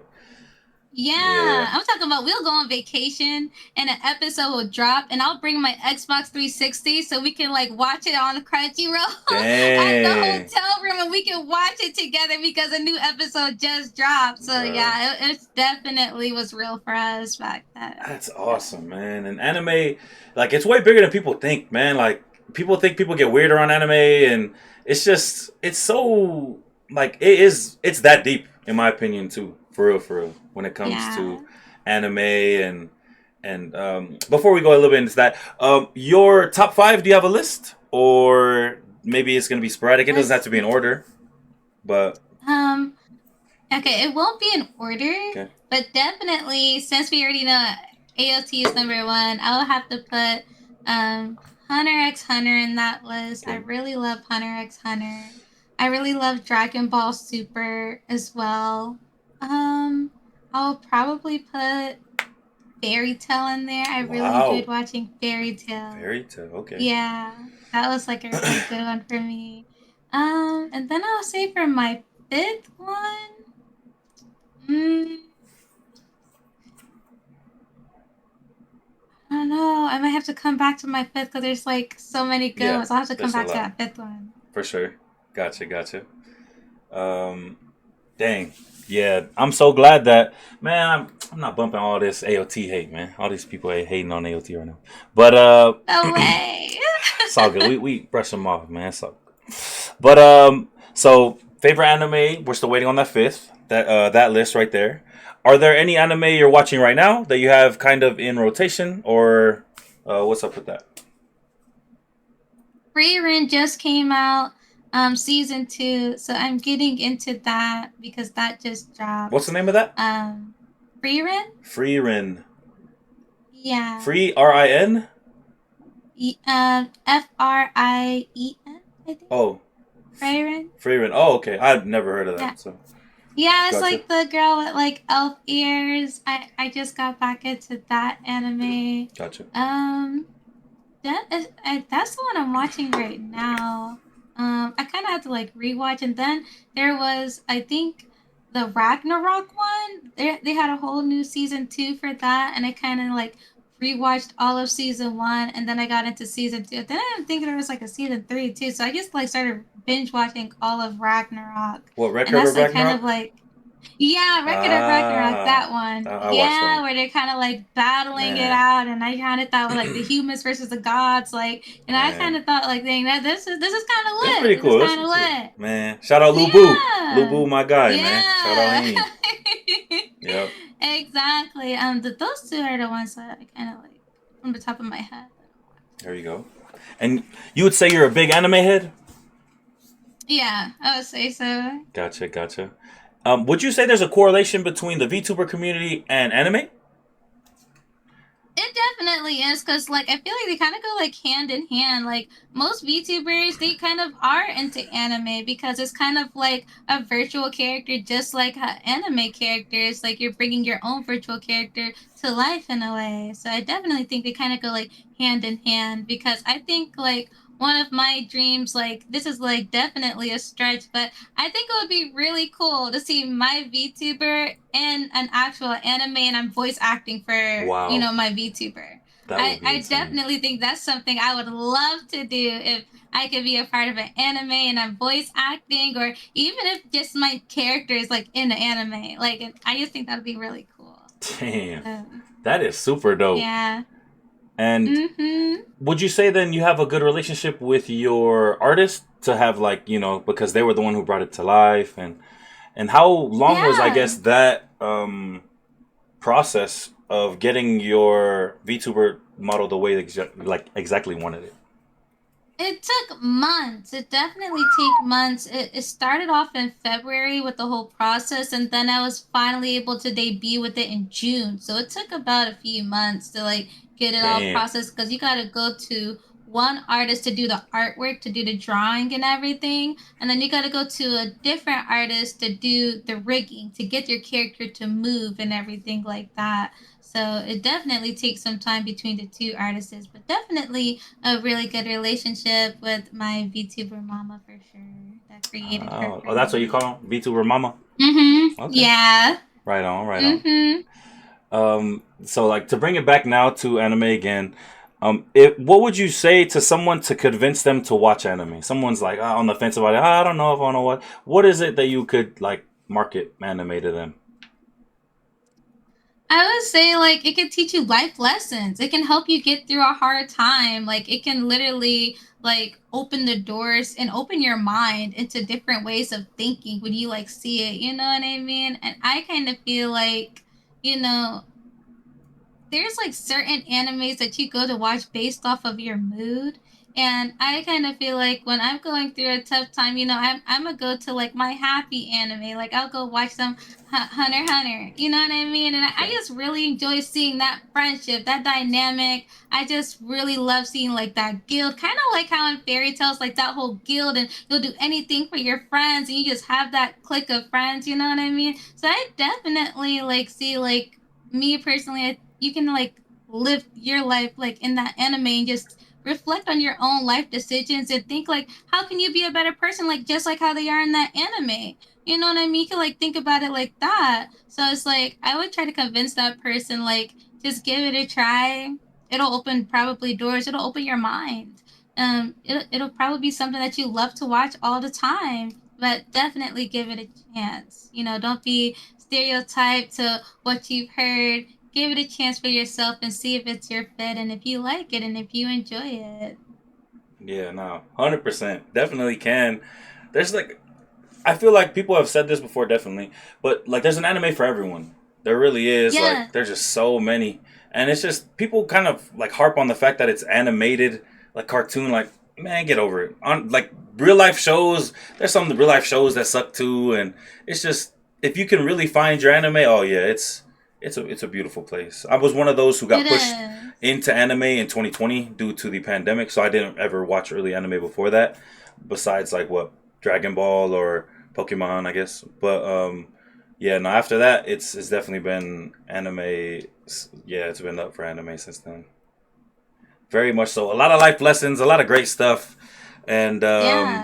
man, it really hits that deep, and it is that deep. You know, you find yourself tearing up over the characters and going through stuff, and very comparable to Yeah. your own life, and it's art too. You know, and art is just such an expressive thing. Like I believe video games is art. I believe that there's so much to be expressed through both anime and video games, and it's just like they're able to help us through so much. And just like you said, there's times where you're having a tough day, boom, hop on the game. If you're in a happy anime mood, boom, happy anime. So it's just like there's always Right. something for you with this art, and yeah. So I definitely agree with you in terms of yeah, give it a try, people. For those out there who are thinking, anime, but just give it a try and look for a good one. Hopefully, Exactly. people will recommend you good anime because, yeah, if your first experience is bad, yeah, you're not gonna want to come back. But Yeah, promise, exactly. some good stuff out there, man. Some good stuff out there, people.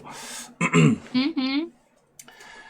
um, what would you, what want to if you were to use an anime to describe yourself, what anime would you choose? I feel like this could be easier than the gaming question for sure.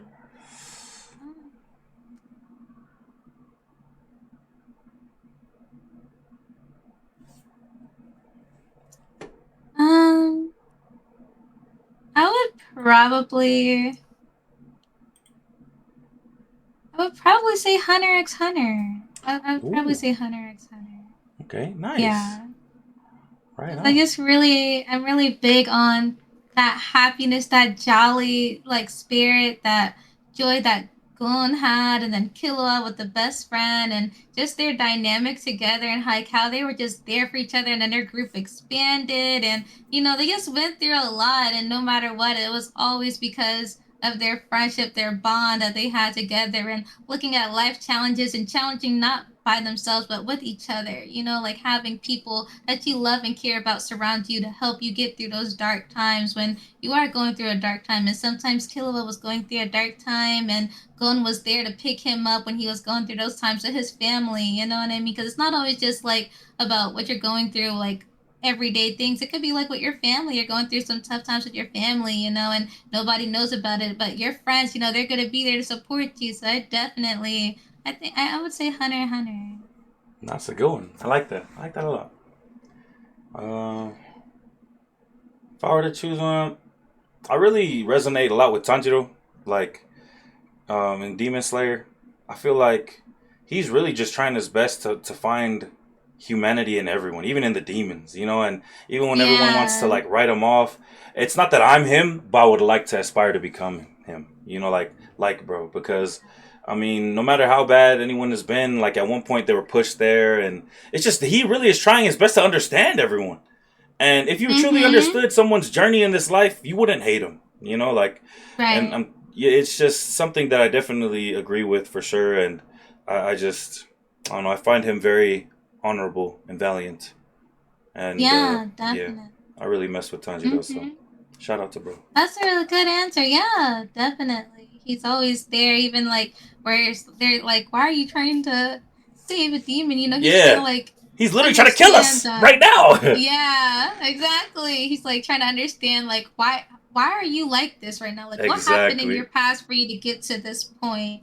You Hmm. know what I mean? Because you didn't just wound up here. Like there has to be some history behind why you're acting like this. So I definitely feel that. Yeah. Man, and it's like you would just think in the moment, kill, kill, kill, demon, demon, demon, but not him. He's really trying to understand everyone, and that's hard. That's definitely not a attribute you come across in these days. Like no one cares Yeah. about anyone, and it's tough. You know, and I don't like that. You know, Mhm. we're a human family, and I really believe that even with all the hate out there, that really truly like love is stronger than hate, and if we come out on top doing that, we'll be able to prevail.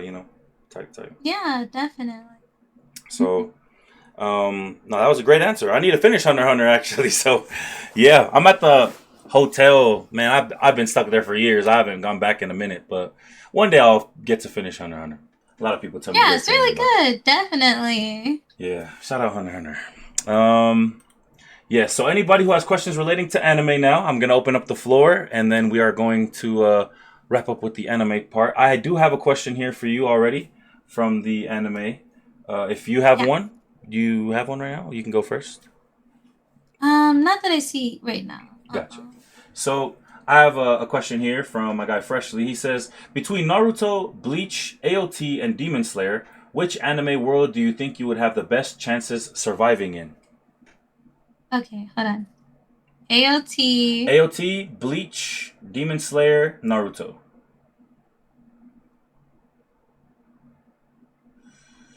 Do I have their powers or no? Freshly, or am I just me? That's a good question. It's a good. Mm-hmm. And now referencing back, I totally forgot about Bleach. Bleach would be in my top five. Oh wow, nice. Bleach, yeah, Bleach would be in my top five. I would probably say Naruto. I would probably say Naruto. With or without powers, you would survive in Naruto Yeah, the most. I think so. AOT, I'm not surviving with tie-ins. I'm Oh, not. it says you're you, but you get to choose your ability, and then he Mm, says, "Say what it is. One ability."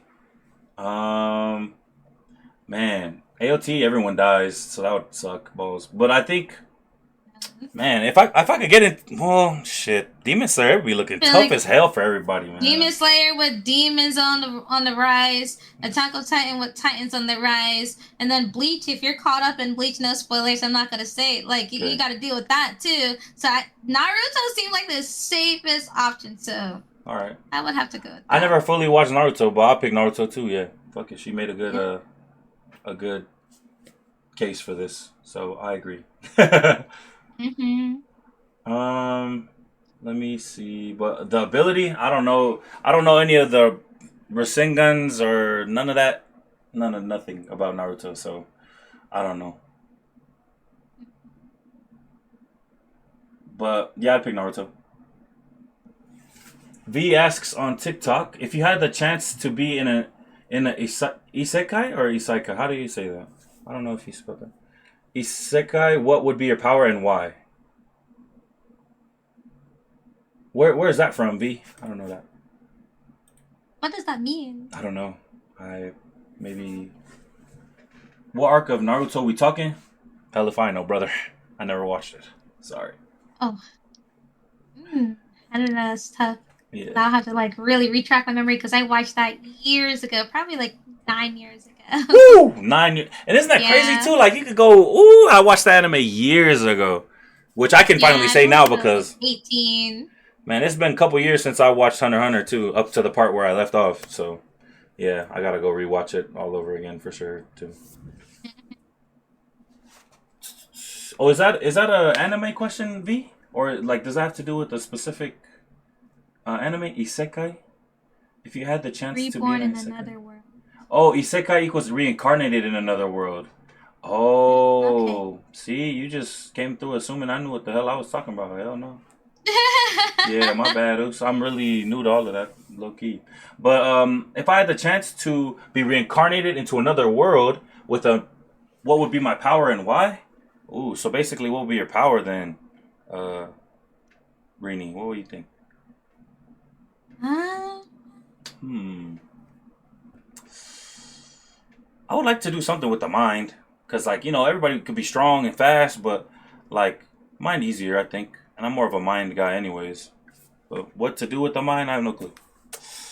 Um, I would probably like want like the ability where I'm able to like lift people's spirits, like where I'm able to like see where somebody's like going through, like like maybe with their color of their aura, and I'm able to Oh, like lift their spirits up, with the that's pretty cool. ability. That's Yeah. pretty cool.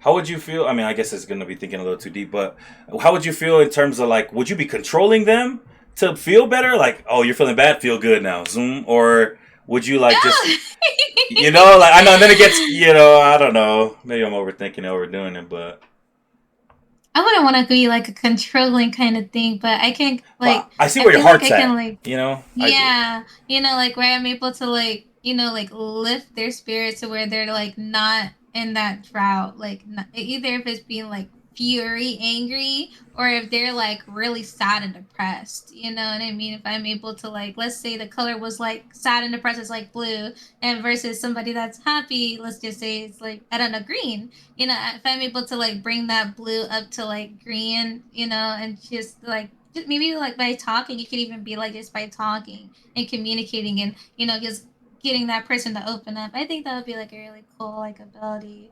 And like I feel like a lot of people today, we tend to like hold things in. You know what I mean? Instead of like being really open about like our feelings. I don't know like if it's like a trend or not, but I just know like me personally, like even with me growing, I used to like hold things in, but I started practicing like being communicative, open about my feelings and talking things out, and I would feel really much better, So I think that would be like my kind of power I would want. That's awesome. Definitely let her cook, Chess. She was doing it up for sure, for sure.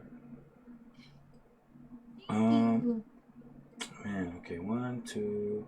I got two more questions for the anime portion. I don't know if anybody on your side has any questions. So far I don't see any questions over here. Gotcha. So, firstly says, if you were forced to watch only one anime for the rest of your life, which one would you choose and why? Mm, Mm. I have to think about that. I have to think about that.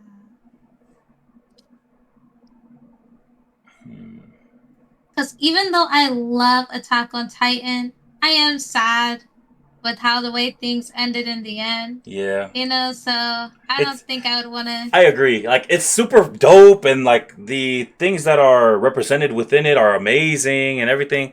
But it's not like one that you would want to go back and watch over and over. Like because Yeah. like I'd rather watch My Hero than that over and over. Even though Attack on Yeah. Titan's my number one as well. So Mm-hmm. I don't know.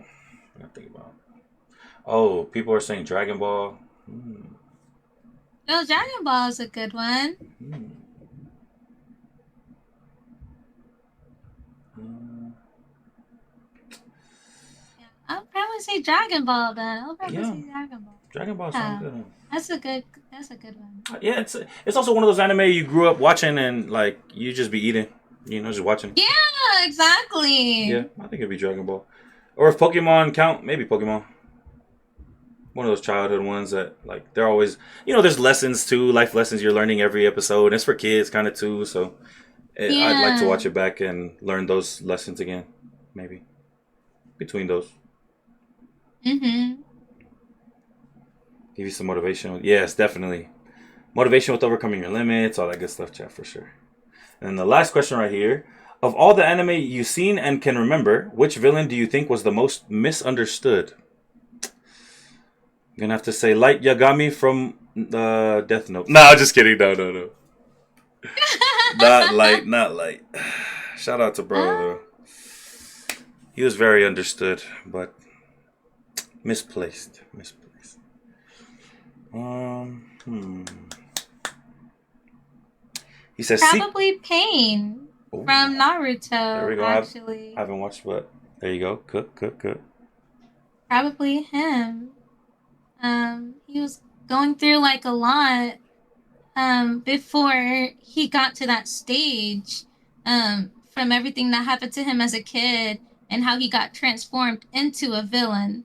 So I would have to say him. Yeah. I can't wait to see that part of Naruto when I get there someday. A lot of people love Pain and talk about Pain being crazy and really nasty. So with the powers, so Mhm. I wonder how it's gonna go. I'm excited. Some people have Mm-hmm. told me over the years they would do anything to watch Naruto again for the first time, and that brings me a lot of joy to know that I have something that awesome waiting for me. So, I yes. swear, because I watched anime and I knew like how cliche Naruto was, like going into college, I was like, I'm never watching Naruto. Never. I'm not giving this anime a try. I don't care what nobody say. But Damn. then my brother was like, Rini, you know, it's always my brother that has to get me into. He's like, Rini, you're Yeah, your being brother. stubborn. Just sit down and watch this anime. On God, you're gonna like it. On God. So I'm just like, okay, he's letting it on God. Like he Yeah, knows yeah. me. So Damn. I'm like, you know Uh, what? Naruto Fine. was.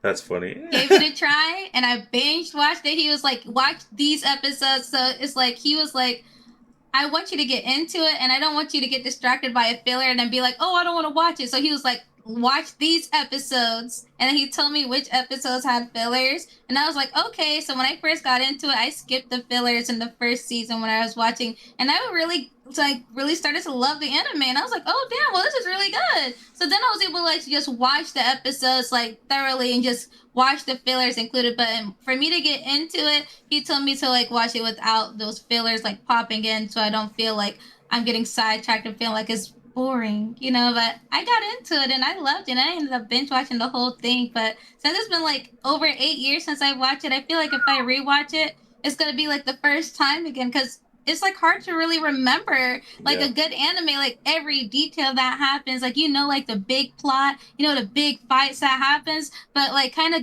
going through that character development and everything that's happening, it's like you get to see it all over again from the start, which is like really interesting. And I love going back and watching good animes from like, you know, from the beginning. Yep. There it go. I need to watch it. Yeah. But Yeah. for sure. I'm hearing people say Akaza from Demon Slayer or Itachi. That's what I'm seeing a lot of. Itachi, yeah. Definitely Itachi. People are agreeing with your pain answer for sure. All right, there we go. Great They're saying questions. Great Jiraiya answers. Jiraiya. too. Oh, I don't know that. Mm-hmm.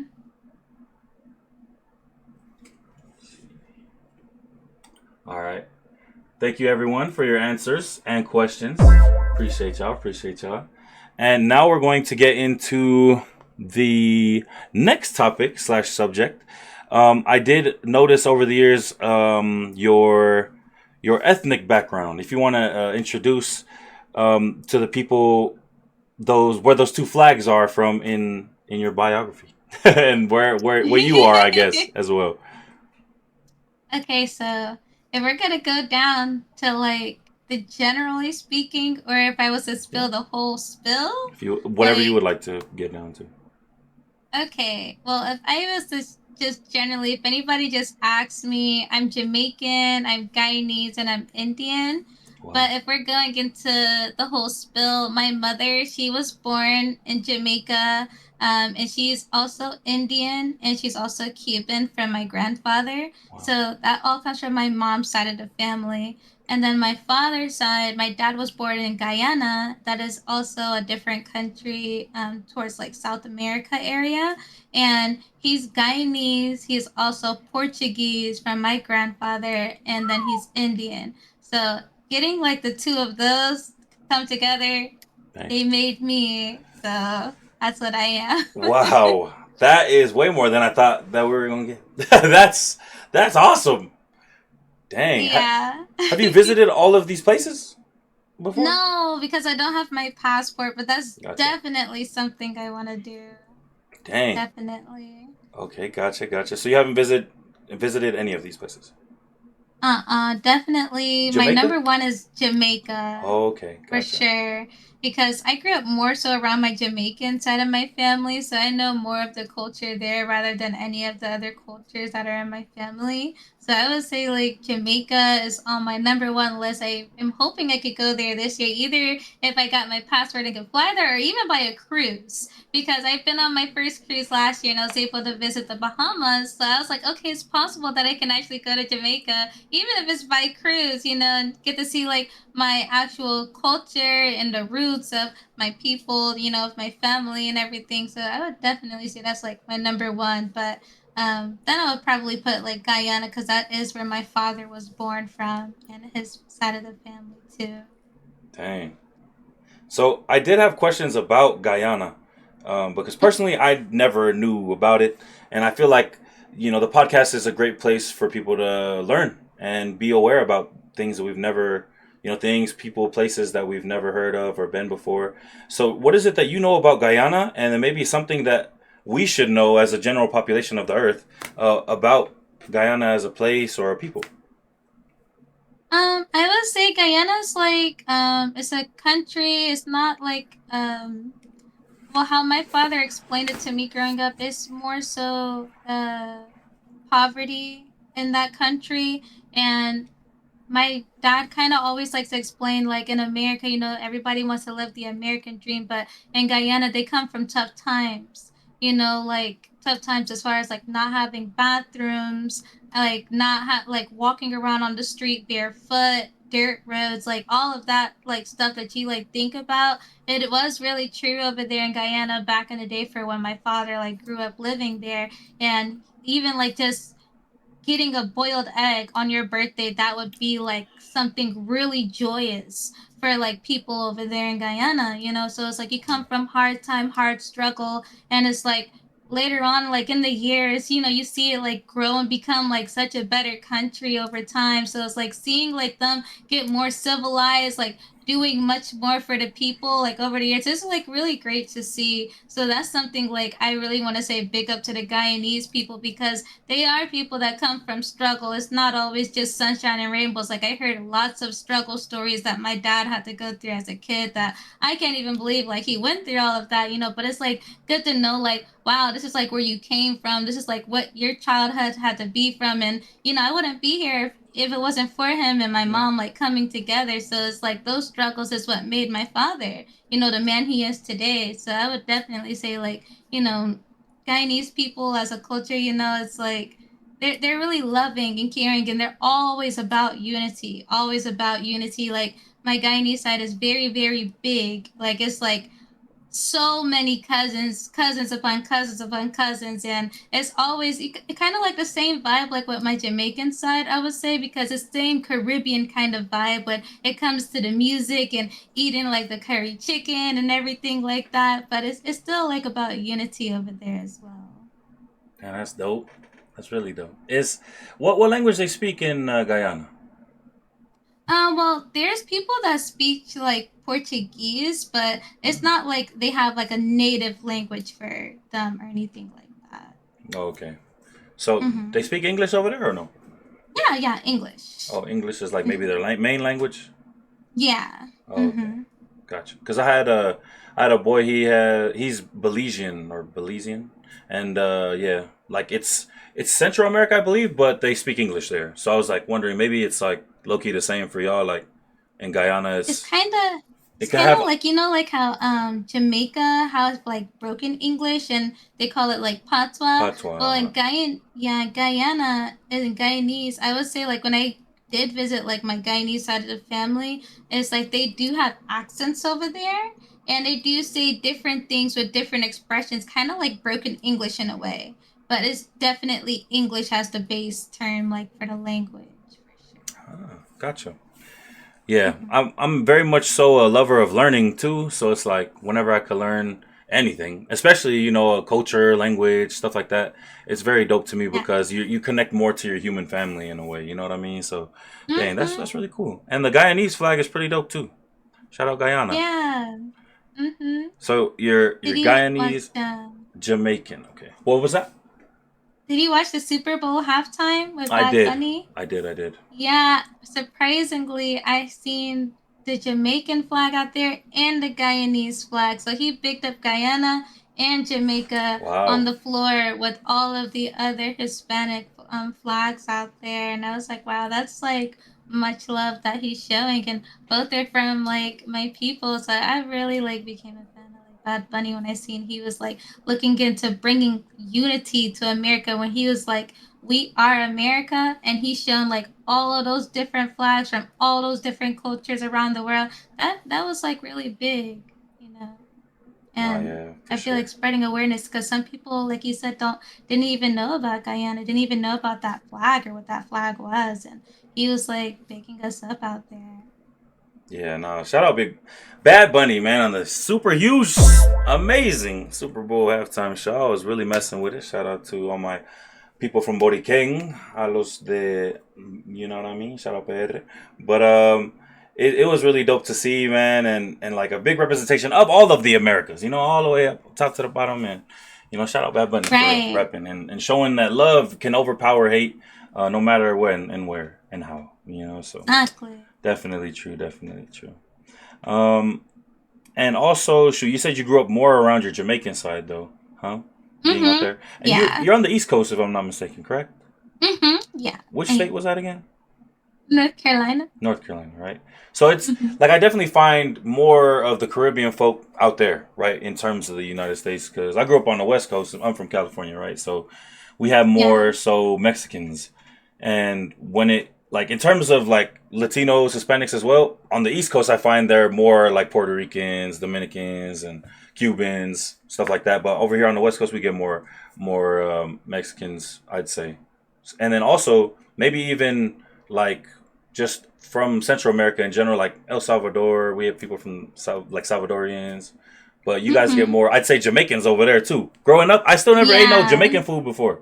I never ate Jamaican What? food. Never? Yeah, never in my Ever? life. Oh my Nah. goodness. So Yeah. If you take a visit to the East Coast, there's well about Jamaican foods that's like out and around yeah. Florida, Jersey, New York. Like it's all along the East Coast. hmm Yeah. Definitely gotta try my first Jamaican food out there, then maybe, and then come out here after, and then compare, like, because I know there's probably some, but you gotta look for them. Yeah. You gotta look for the Jamaican spots out here because it's just Mm-hmm. not like that out here. But so I definitely would like to get more in touch with the Caribbean, in general, like food, the culture, and all that. But I feel like I gotta go further east, that kind of thing. Yeah. A little trip, a visit. Yeah, Mm-hmm. but it'll be worth it for sure. The further east you go, it's more authentic, huh? You'd say. Yeah, definitely. I would definitely say because I took a trip one time to the West Coast, but like you said, like I couldn't really find any places that Mm, was selling like Jamaican foods or anything like that when I did take my trip out there. exactly. Like my people, Samoan people, we're definitely more on the west coast because that's where the island is compared to the states. So the more east you go, the less of us there is, that kind of thing. And then I'd Oh say yeah, the because same that's for your you guys. ethnicity. Yes, I am Samoan. Okay. Mm-hmm. Okay. Okay. Big S, all of that. Yeah, come on, people. Yes, sir. Um, but yeah, just to spread more awareness, especially about Guyana. I didn't know anything about it at all. Like this is my first time speaking about it, or to someone who is Guyanese. So definitely wanted to take advantage of that before this Mhm. pod was done. Type type type. Um, and any. So now I'm gonna open up to the floor. I do have a question already here on the purple side, but if you have any questions on your chat as well about our ethnicities or anything regarding that, you are more than welcome to ask that. And yeah, no worry. Firstly, I'm gonna ask that question right now. Um, and it is very awesome, right, Dad Lorian, that she knows her ethnicity and like her background like that. And I feel like it's very important in your journey to knowing yourself and loving yourself, people, that we do get to understand our heritage, our culture, our traditions, because that is who we are, quite literally. So Yes. definitely good to be Exactly. in touch with the history and all that. Yep, exactly, Isa. De verdad, ¿qué conocimiento tú tienes? Um, I'm going to ask this one right here. Is Freshly's asking, are there any aspects of your ethnic background that you would consider an advantage or disadvantage in your current life? As Uh, an advantage or I disadvantage? like that question. Um, I don't see any really disadvantages if I was to like to think about it on that kind of scale. Hmm. But I do see some advantages because I kind of feel like, you know, growing up with my culture, I just feel like is definitely different from what I feel like I've seen, like with my other friends, like growing up here in America, like with my other friends, that's not Jamaican or Guyanese or have like a Caribbean kind of culture. I see like the different aspects with their culture, and then I like reflect and I think about like the culture that I grew up in with my Jamaican side of my family. And when I see like, and I think back about like, wow, like when I feel like, I don't know, being a minority, it kind of makes you feel like you get more in tune with yourself and get in tune with my family. Like it just kind of made me feel like I want to learn more even about my family that's like out there in Jamaica and my roots, if that makes sense. Oh yeah, Because 100%. seeing like growing up with the foods here, with the certain music and just like kind of like how we do like our daily stuff, I kind of feel like I want to really like see that other side and go to my home country. You know what I mean? And there's a difference in like Jamaican culture where there is something called Rastafarians. Yep. And it's something that I definitely wanted to like step in and know and learn more about. But I feel like I want to go to the source, to Jamaica, to learn more about it. So I feel like that is an advantage. It kind of like opens a door for me to want to explore something more because that is my roots, that is my culture, and that is a part of me and what I've grown up with. And knowing like one of my uncles is a Rasta, it makes me feel like, dang, I really want to just have a sit down and talk to him. But of course, I'd have to go to Jamaica and travel. But I just think that it's really cool that I can like get to learn more about myself through my culture, and just having that be a part of who I am. No, I agree. It is awesome to be able to have like more to you. I guess if you want to put it that way, like you know, I feel like in general, like human beings and as a whole, we don't really try and get to know ourselves, but when we do, especially those of an ethnic background such as ourselves, like islanders, right? We can. There's just a lot. It's a rich culture, and it's man. It's in food. It's in dance. It's in tattoos. It's just so much Mm-hmm. to journey within, and it's really beautiful, and like that journey to self as well. It's very fulfilling, and it's full of so much that like I don't know. It's also in the Samoan culture. It gets you in touch with your ancestors for real. So it's Mm-hmm. really spiritual. It's really um, intimate. It's like it's everything. I'd say definitely. Like Yeah. I quite literally wear it on my sleeve. But just to be able to like have that you know behind us, like in a good way. Backing us. Pushing us forward and motivating us. It's a really dope thing to have personally thinking. Yeah. Definitely. Mm. But are there any that I would consider an advantage or disadvantage? Disadvantage is Faalavilavis, and then advantage is probably no. I'm just playing. Faalavilavis in English is probably like when there's gatherings in the Samoan culture, such as funerals or weddings or whatever it may be. Like we always have to get money together, even if you don't even know that person. Like somewhere down the line, like you quote unquote are family with all these people, and they like ask for Mm-hmm. money, and yeah, someone's joke about it all the time. But yeah, that's just part of the culture, I guess. Yeah, but an advantage, I'd say, respect is a huge thing in our culture. Respect and family, it's super family oriented and very centered on God. So I'd say that those are advantages within themselves. Thankfully, there's a lot of that kind of respect for the elders and um, love for family. So I'd say Yeah. that's my advantages for that. Fresh. Exactly, Isa, de verdad, de verdad. Fresh, and I'm gonna use this one as the last question here. Oh, dang. I think this one is more for you because I don't think it applies to me. But Freshly says, think of the different ethnicities that you are. Which one do you think has the better food? And by better, I mean specific to you, not in general, since we all know it's quite opinion based. So, which of all of those damn ethnicities that you are, which one has the best food? I would probably say Jamaican food.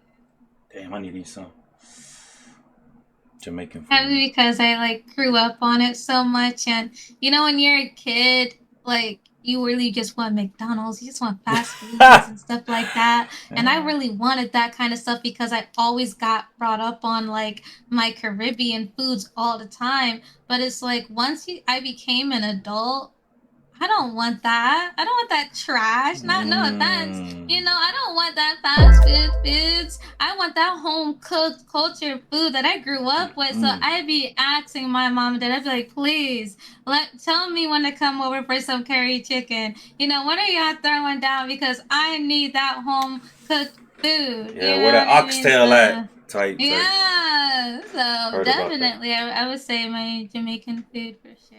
There it go. Gotta get to it. One of these days, I'm gonna get it, and I'm gonna tell you about it, Rini.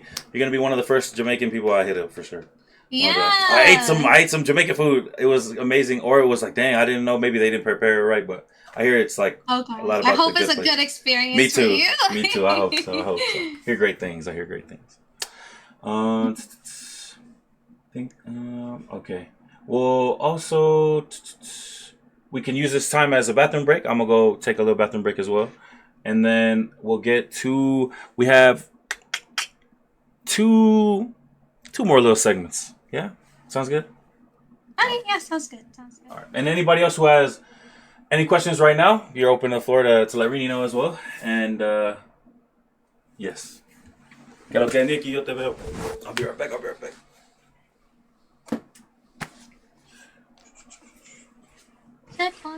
Yeah, goat curry. Yeah, goat curry is good too. I would eat goat curry, but I don't eat any goat only because of my strict diet that I got going on. But yeah, definitely goat curry is up there. Oxtail is up there. Some really good foods. Ah, thank you, thank you. I appreciate that. Thank you. Yeah, definitely. It's totally new. Yeah, talking. I don't think I ever talked about like my Guyanese side of my family before, but it was definitely good to like talk about it, spread awareness to it for those that don't know about Guyana and country and Guyanese culture at all or anything like that. But yeah, if you guys definitely have any questions, you can definitely chat your questions, and me and Yeti will answer it the best way that we can over here. You could go for some oxtail. Oxtail is yummy. Yes, oxtail is good. Thank you, Drew. I appreciate that. Thank you, guys.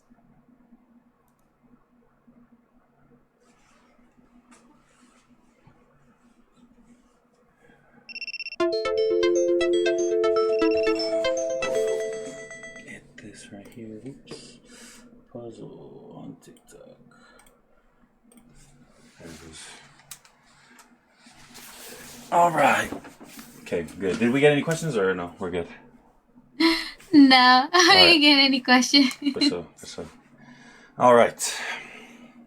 The next topic slash segment is on, of course, you still again, and it's a question that I'm going to ask you like this: what is something that the people don't know about Rini that maybe they should know? That you feel like they should know? A fun fact, maybe, or for example, are you like super obsessed with like Harry Potter or something, or things that maybe they don't know that they're like, oh my gosh, really, Rini? Like this? I didn't know that you were. um, well, I feel like a lot of people don't know that I'm into chalk ASMR, but I am.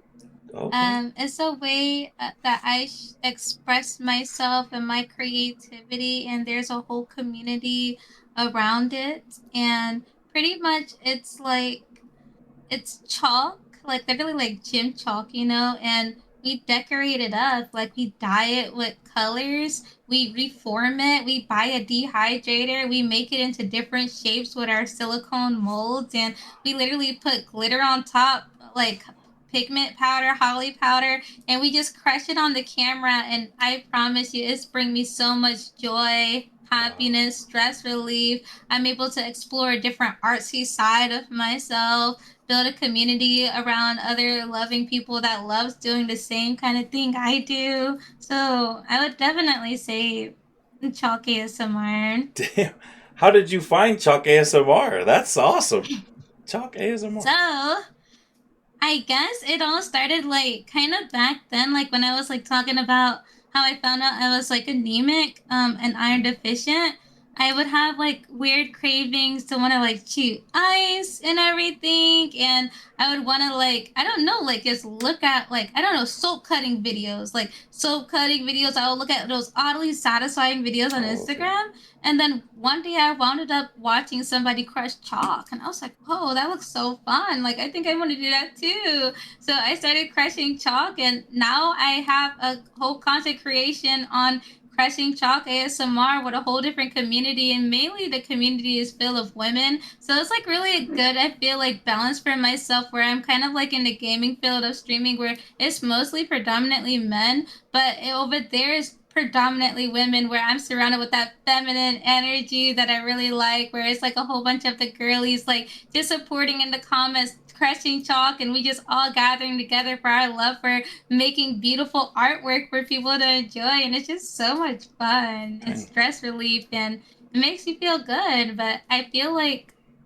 the only downside to it is when a lot of the girls that kind of got into it, they all also are like anemic, or they kind of have Oh, like a underlying health condition going on that drawn them to it, you know. wow. And when we get treated and we get better, like for instance me, I got an IV iron infusion, and some of my friends did too. Some of us don't crave to want to do it anymore, like it takes that Mm, craving feeling away from us.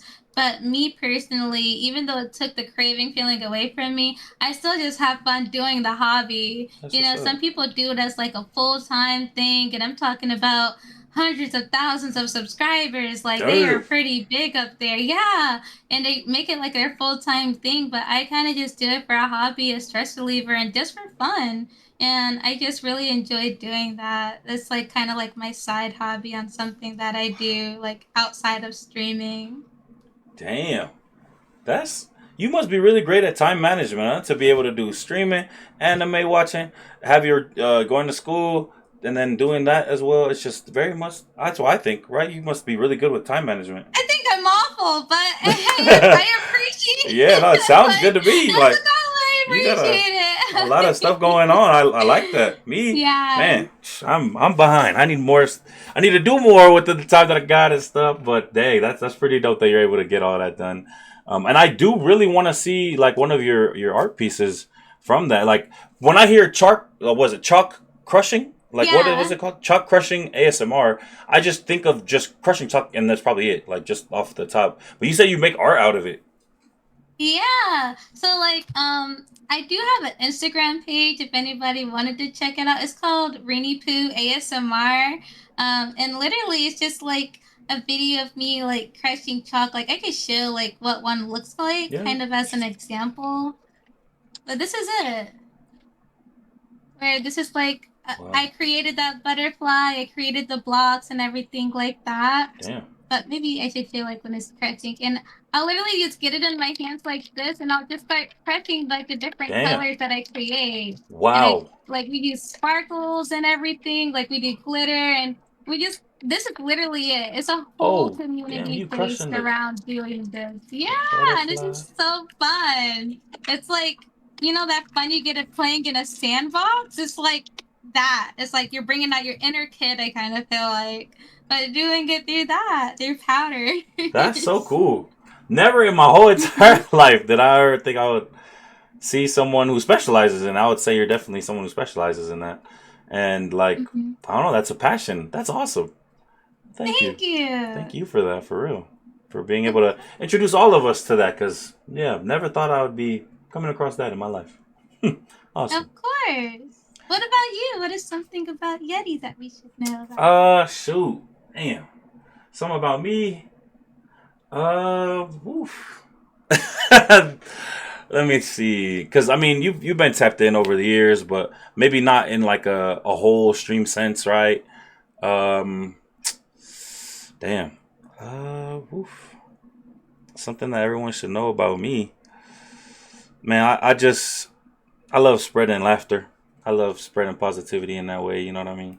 If there's any way in which I could do either of those things, I'm gonna try and do that. You know, that's probably Right. that's like what I feel is one of my purposes here on Earth. Just being able Right. to make people laugh, make people smile. You know, spread that kind of love. So if there's something that I would want people to know, it's probably that. You know, I mean, shit Right. ain't sweet around here, but we're trying to do our best to help others type shit. That's So awesome. I can yeah, totally feel that. Hmm. yeah, that would be mine. Um, but yeah, like a fun fact, like yours. Wow, that was amazing. You're gonna have to give me time, probably for something like that. I don't know off the top. Dang, that makes me feel like I need to go do more things. But No. you killing it, for you killing it. And then shoot, we do have so yeah. I'll open up the floor now, even though it's kind of fast. But like that's just how this segment was in terms of hobbies, stuff like that. You guys, any open questions to the chat? Um, from whatever platform you're watching from, more than welcome to ask. Now, I have a question already. If you're ready. Yeah. Reading. It says, considering your hobbies and busy schedules, what do you do to relax and wind down, and how often do you do it? Okay, relaxing and winding down. Um, Um, I would say definitely like that hobby that I mentioned once again is like definitely like a stress reliever for me. So it's like even if I'm not like just trying to create content, like record myself, I totally crash off camera where I'll just see like my box of chalk in a bin and I just go crushing my chalk, that's like definitely one of my ways there. And I would definitely say probably like meditating, I would say doing that. I feel like it's really good for the soul. Kind of like de-stressing with listening with certain kind of tunes, I feel like as well. Like even if that means expressing myself with like music or just me writing my feelings and emotions down on a piece of paper on how I'm feeling, just going outside, getting some fresh air. I kind of feel like that is in a way too, because I'm really big on like yeah, nature too. But if I did live by the beach, I would be at the beach. I would be at the beach because I am really big on like water, and what I used to do is something called I don't know if you know what float pods are or float float pod pause, therapy. float Yeah, pod. float pods. Oh, Yeah. float pods. No, I don't know that. It's like a big tank filled of gallons of salt water. And you go inside of this pod and they play very therapeutic, calming music, and your whole body's able to float. Like you just go in there and you're able to float. And I would do this like I had a whole membership, and I would do this really to like just clear my mind because I Damn. feel like there's nothing in the world that can bother me. I can clear my mind. I don't have to answer my phone to no one. I don't got to worry about nothing. This is me time right here where I am able to just connect with myself. And I feel like many times when I was in that pod, me personally, I was able to like transcend. Like I wouldn't even Damn. feel like I'm in water anymore. I would sometimes be thinking like, am I in this water? Am I in my bed in my room? It would get like really deep for me Hey, spiritually, that's what's up. because it's like I'm able to like just go into a whole nother like win, but that only would happen, I feel like, when I'm like really like trying to get in tune with myself, where I'm really just trying to relax and relieve like all of the everyday craziness that's going on. Like, let me just take this moment for me. So I would definitely say like those pods too, because I can't be by the beach. I was like, oh, this is a good little substitution for that feeling that I would get. And I would go to those float pods. Dang, that's awesome. I mean, that's a very great specific answer. And how often would you do it? Is the second part of that question? I would go there probably like 4 times in a month. Dang, There's like that's good. memberships, but definitely I would probably say like 4 times in a month. I would try to go like once a week, but if I couldn't go once a week, then I would probably like go like every other week if I could, if it's like a really like backed up week. But it was like very, very therapeutic. I feel like to not only like for your body, because this like definitely takes away like inflammation from like, your bones from of you working out and just moving around. Your body can become like inflammation like in your knees, your legs, your arms, and it's like a lot of wear and tear goes on with the body, but it also for your mind. Mm. Also because it's like really big for the mental, I kind of feel like. So I definitely highly recommend giving it a try if you've never tried it. Man, if I could, I would. That sounds amazing. Just being able to float Yeah. there and just forget. That sounds awesome. Yeah. Mm. And I mean, shoot, when our blood is, salt water and beaches, and you know what I mean. So it's like that's kind Yeah. of gives you kind of a sense of belonging in a way. I like that. Yes, exactly. I think that is why I just naturally like fell in love with it after doing it for the first time. And it's really cool because afterwards they got something called like oxygen therapy. And I never even knew that it existed, where it's like you kind of put the stuff in your nose and it's like you put essential oils in like one of them humidifier things and you're like breathing it in and it like really just helps you like wind yourself down. I feel like for me, it makes me feel more grounded in a way. So I would always choose lavender because I just feel like lavender is a way to like de-stress, bring peace back to myself. So I always use like lavender essential oils and stuff like that, in my humidifier, like here at home and stuff. So Damn, I feel relaxed thinking about all of this already. Wow, this feels good. Dang. Do you go to the gym at all? See, that is on my goal this year to get Really? consistent because a gym just opened up right next to me. So I was like, I feel like this is my sign Mm. for me to get back into it because I've had this membership for over a year. And when I say I literally went 5 times in 1 year, I felt like, damn, I like wasted that membership, that's how they. $25 a month. That's how they get us. That's how they Like, get us for real. They be yeah, making that I'm bread like off. thinking like, damn, $25 a month and I only went 5 times out the year. Like something's gotta give. And I'm like, this year they're not doing that to me. So now this year I am definitely motivated than ever to go to the gym, start my gym journey. But it has been a little difficult because, of what I'm celebrating right now with my Oh, readathon is that's streaming right. 24/7. So that's Yeah. why I'm just like, I'm not doing the gym right now. But I feel like afterwards it's like where I'm really gonna start my gym art journey for Yeah. sure. I feel like that would also help within the. He was talking about what do you do to relax and wind down? Because I mean, in a way, it is tension, Mhm. right? It's on you, but they say that going to the gym is psychological therapy disguised as physical therapy. Like it's just Mhm. it is for our mentals more than it is for the physicals sometimes, and I can definitely attest to that because I mean your body needs it. It craves movement. Movement is medicines, and if we're not like moving, we're deteriorating. In a way. so Right. so if we can get moving and grooving, that definitely will help us for sure. So that's Mhm. that's one way I would say, just to answer from my side, because he's saying considering your hobbies and busy schedules, what do you do to relax and wind down? Going to the gym definitely helps me wind down, and then shoot, uh, relax. There's no time to relax. No, I'm playing. I'm just kidding. I don't. I really, man, it's a grind now. Like just like Rini's kind of in. She's in her grind for the Rini-thon.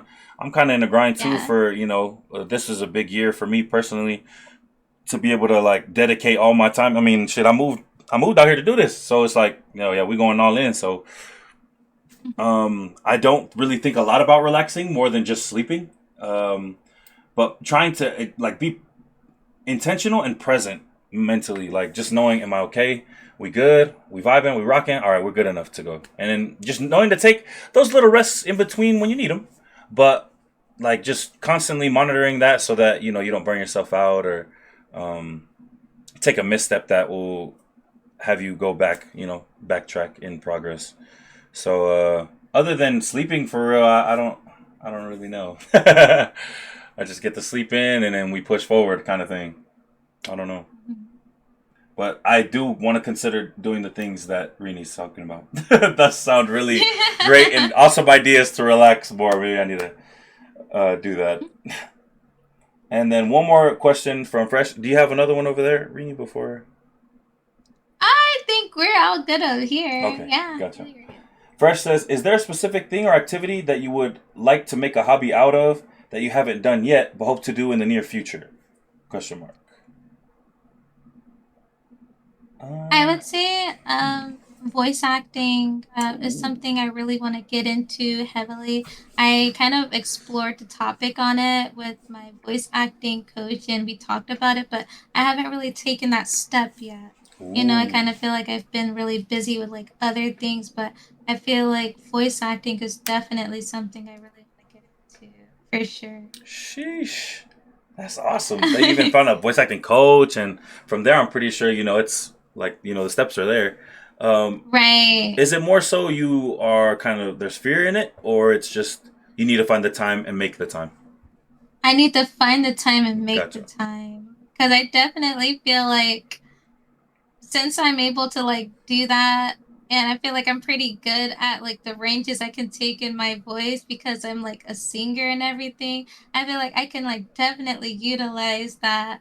And I'm not gonna say as far as going for acting because I also thought about acting, but I feel like I'm more so in tune with doing like voice acting. But it's just a manage of how can I work that in my schedule and that time, and that's kind of what's like set me back from like pursuing, I guess, doing that. So if I can like find some time for it, it's definitely something I want to explore and go deeper into. Dang, that's amazing. And that kind of dives into my next topic a little bit already. Um, but I do want to know before I get into the next topic, a question is since you're a singer, I didn't even know you was a singer like that for real. And Yeah. man, that's really cool. What are your top karaoke songs? Should karaoke jukebox comes out, boom.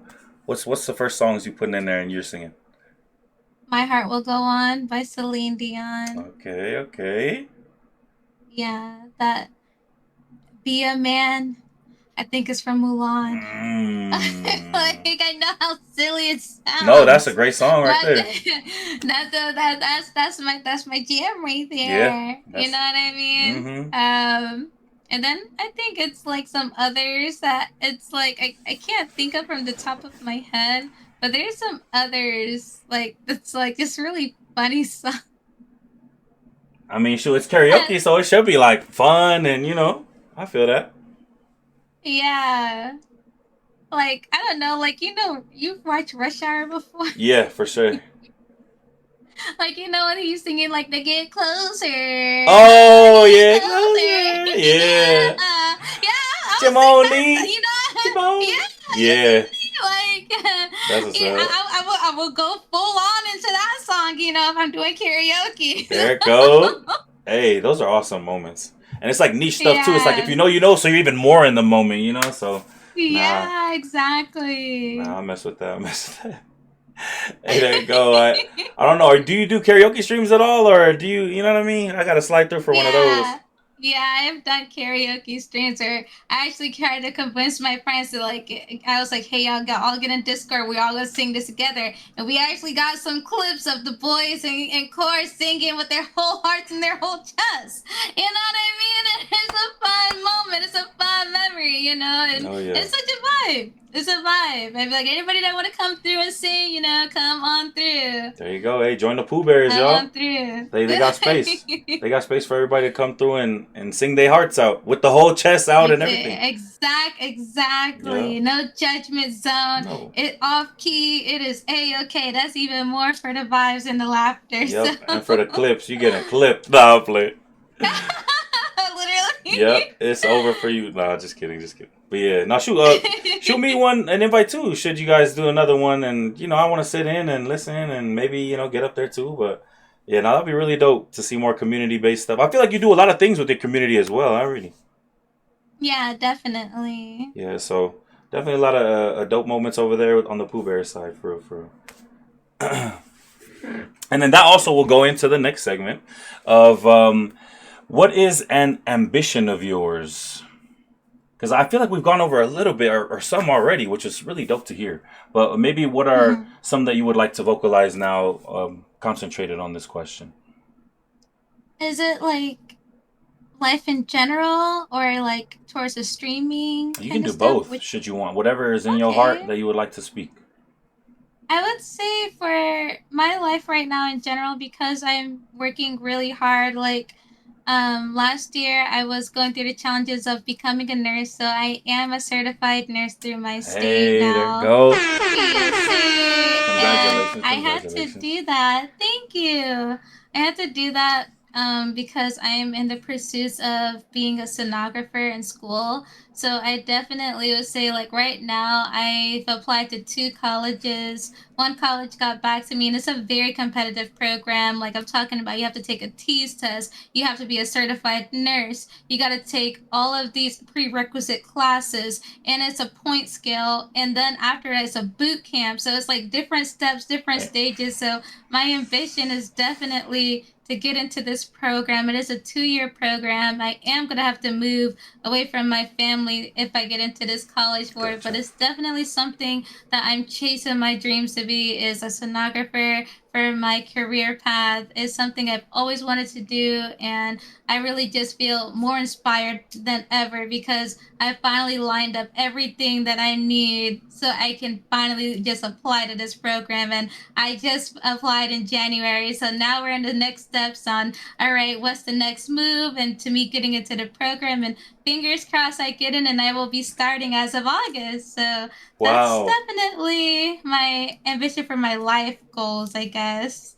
Awesome. Um, for my Yo. streaming goals, I'll probably say, like, I want to go back into streaming into multiple platforms, Nice. and I want to go back into making content outside of just going live. I feel like I've kind of like timid myself from how I first started. When I first started, I was around the clock. I had a schedule for my streaming. I was making TikToks every single day, posting myself, getting myself out there, promoting, because I built this all by myself. And by me Hmm. putting up myself out there on TikTok, Instagram, or whatever the case, I put myself out there. But then later on, it's like because of my love for streaming just kind of overtook everything. I stopped like creating more content outside of streaming, so I kind of definitely see like the ambition this year. I want to go back to putting myself out there so more people can find me. I can gain a new audience around the VTuber community, not just around the people that are like my OGs in my community, but for people that actually thoroughly enjoy like VTubing content. And that will only happen and they can only discover me as if I put Making the. myself out Yep. there. So I definitely want to start doing TikToks again, Reels. I really want to go into YouTube as well. I've always been scared Ooh. of YouTube, but I really want to get into YouTube, posting videos, multi-streaming, like doing YouTube and Twitch and TikTok. I think would be like really great for me, especially because it's like I have such a passion for streaming, Hmm. so I just feel like if I was to put myself out there, it's like I'm reaching greater heights. And that's something that I've really kind of been pushing myself to do as of like last year. Like, I don't know if you were around when Kaisen that like brought up about like streamer university, Yeah, yeah, yeah. but I actually applied to that. Gotcha.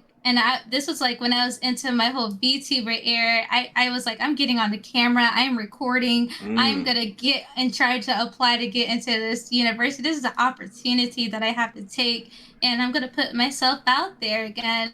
So I did my little video, I recorded, I put myself out there, and I was actually promoting. I went back to TikTok, I went back to Oh Twitter, shoot. I went back to Instagram, and I was like, wow, this is like me opening those doors that I closed. So it's like it kind of inspired me That's when dope. I see he was like going through those interviews. He was like, how consistent are you in posting and on your other socials? And I was like, dang, like that's something that I have to actually work on and do. So I was like, it kind of opened up that avenue again for me that I feel like I closed off, but I have ambition to like want to explore those paths again and just be a better me in doing it again. So Dang. I think That's that's me. That's great to hear that like it influenced or it being Streamer University influenced people so positively. Like for you to like get back in your bag again to be like, yeah, no, we really and then you went, oh wait, maybe if even if I don't get Streamer University, I'm at least back active again, picking up, these pieces from the Right. past and going, you know what? I gotta get back in my bag for real. So no, Exactly. that's really awesome that in addition to all of your ambitions for sure, but now like one of them was reignited kind of through, through that avenue. So no, that's great to hear. Yeah. That's awesome to hear. Shout out Kai, man. Even though we didn't get picked, I mean shit. We still we Right. still kicking, but we're kicking harder than we were before, you know, and that's awesome to Right. see and to see go on for real. Um, let's do this. I'll open it up once again to the chat about questions about ambition, and then I have one more question from my segments, and then I'll have a closing question, and then after that, it'll be open up to any kind of questions about anything, I guess, um, specific to you or me here. But yeah, all right. So, any questions that you get right now concerning ambitions, dreams, all that good stuff, Any you are more than questions, you welcome. Yep, guys? I have one here. Uh, okay. First, he's asking, where does the inspiration to change to chase your own personal ambitions come from?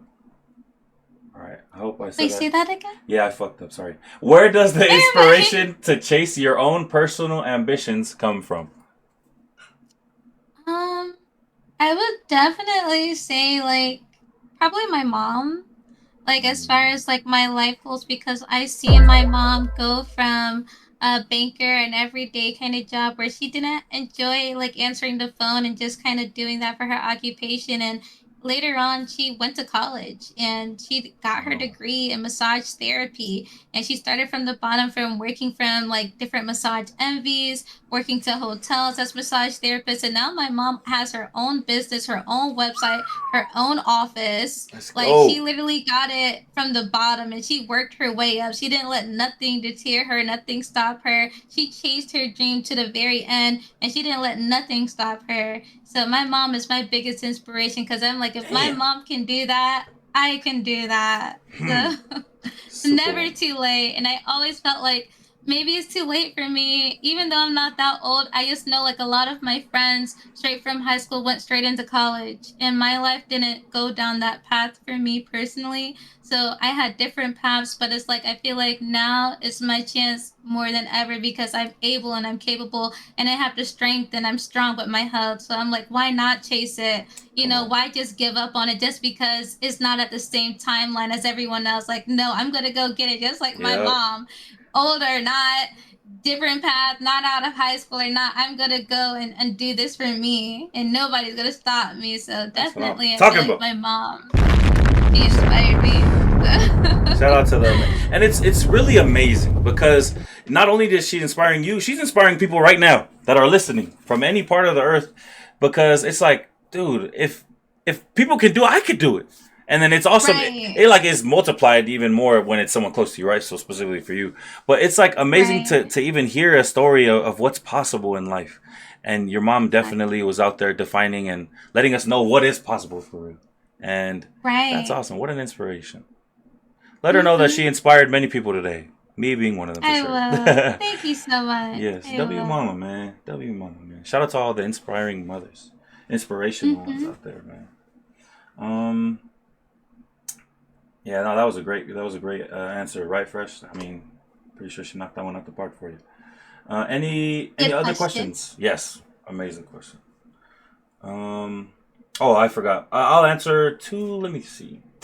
The inspiration to chase my own personal ambitions. Shoot. I feel like there's just a drive within me that I don't know. Ever since like just like you said, in terms of I have an able body, an able mind, and I've always been pretty competitive since a kid.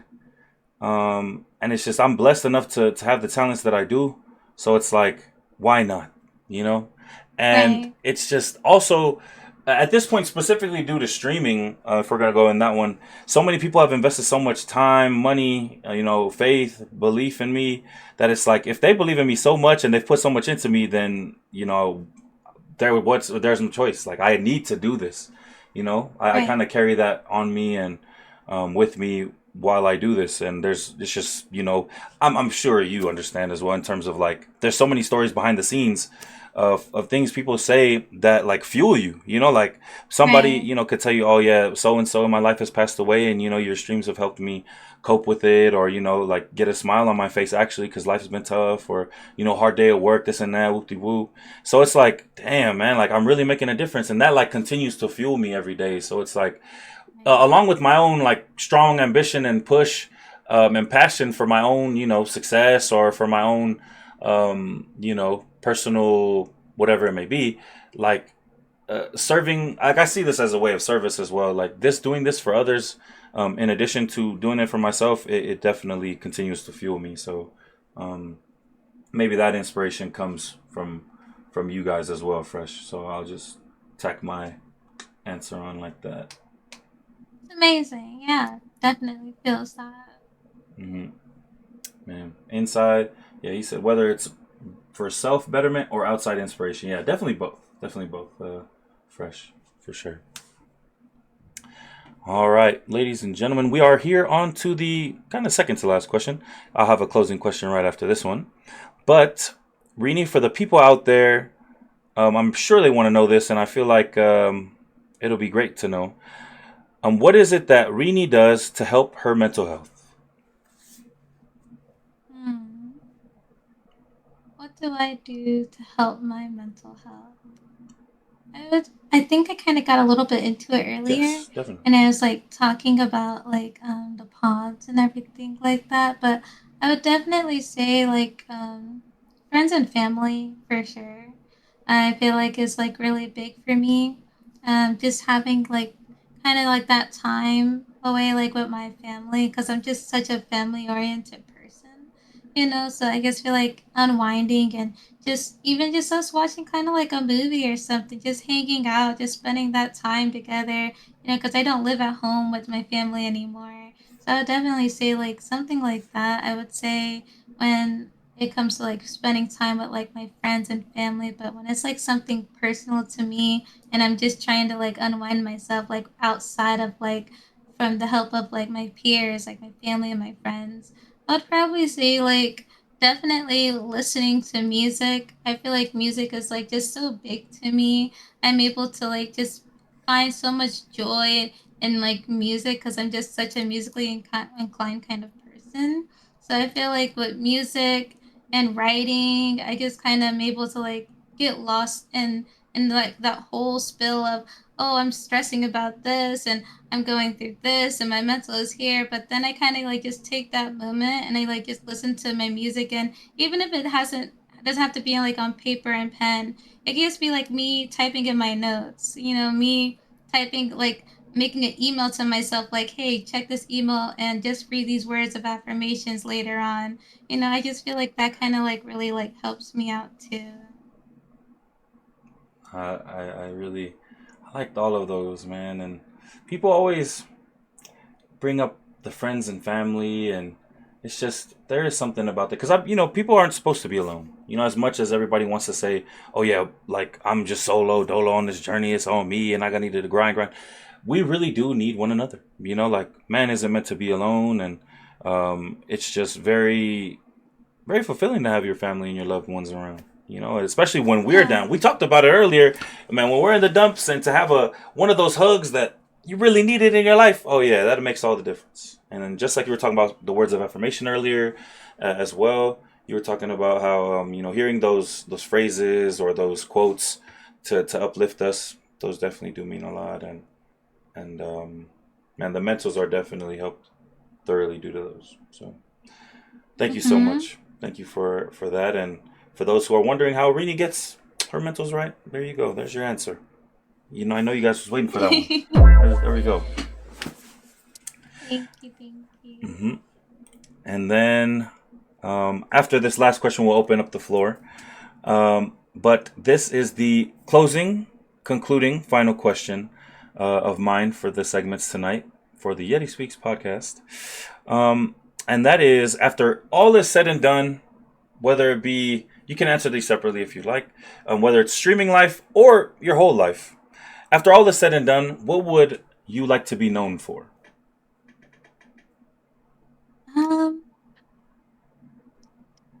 After everything is said and done, I want to be known for bringing joy and smiles into people's lives. I kind of feel like I'm really like spiritual, but I'm also big on like angel numbers, and I kind of feel like the angel number is 222.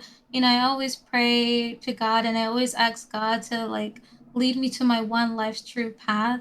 And I always feel like I always see 222 when I'm in school. I always see 222 when I got delivered my first VTuber model. I see 222 when I'm here in chat with my community. Like, we'll be playing a game and I'll see 222 on the screen when we're all playing. I'm like, look, you guys. Like, and everybody's just having a good time. And I just feel like my life's purpose is just to bring smile, joys, laughter. Like, I want to bring that side out of people. If and I could do that through my chat by streaming, if I could do that to people in person that come across me, I want to just be known for that person that people can chat to like just have a good time, to laugh, to smile. They could come to me to talk, to get anything heavy off of their chest. I'm an open ear, and I'm an open book myself. It's not like you're venting to me only. I'm an open book. If you want to talk, we can talk, and I'll open up and I'll tell you my struggles too. And you can find confinement in what I'm going through and we can like lean on each other's shoulders. I just feel like that's my purpose and something that I want to be known for is just laughter and smile and bringing good vibes and energy to people. No, that's amazing. Definitely an awesome way to be known for. Ladies and gentlemen, the one and only Rini Crew. Thank you so much for coming on to the Yeddispeaks podcast tonight, and being such an amazing guest. So now I would open up the floor to any questions from both chats, both sides, and also you as well. If you have any questions for me or for my chat or for your own as well, definitely more than welcome to. But no, thank you so much, Rini. You've been definitely a joy. I expected nothing less for sure of you Oh, here. thank For sure. She you. said she was a little nervous tonight, but I knew she was gonna kill it. And man, that's just yeah, like being in there, just knowing how you are too. Over the years, we've really known each other for 5 years. Yeah, What I the heck? know it's crazy. Crazy work. We gotta get some kind of gaming Mhm. in too. Yeah, for sure. I Yeah, know you're really big in Arc Raiders, so I yeah, could definitely pull up and you carry me in Arc yeah. Raiders, Arc Raiders, we and could run it up. yeah, That's my thing every day, all for day. I sure. play Fort now a little bit, like small kind, so we could get into the no bills. I don't do bills, Yeah, but yeah, no bills, definitely no for sure, yeah, we stay away from that. bills. But oh, I got a question for you right here. First says, is there a genre that you enjoy singing/listening to more than others? If so, why? I would probably say I really like listening.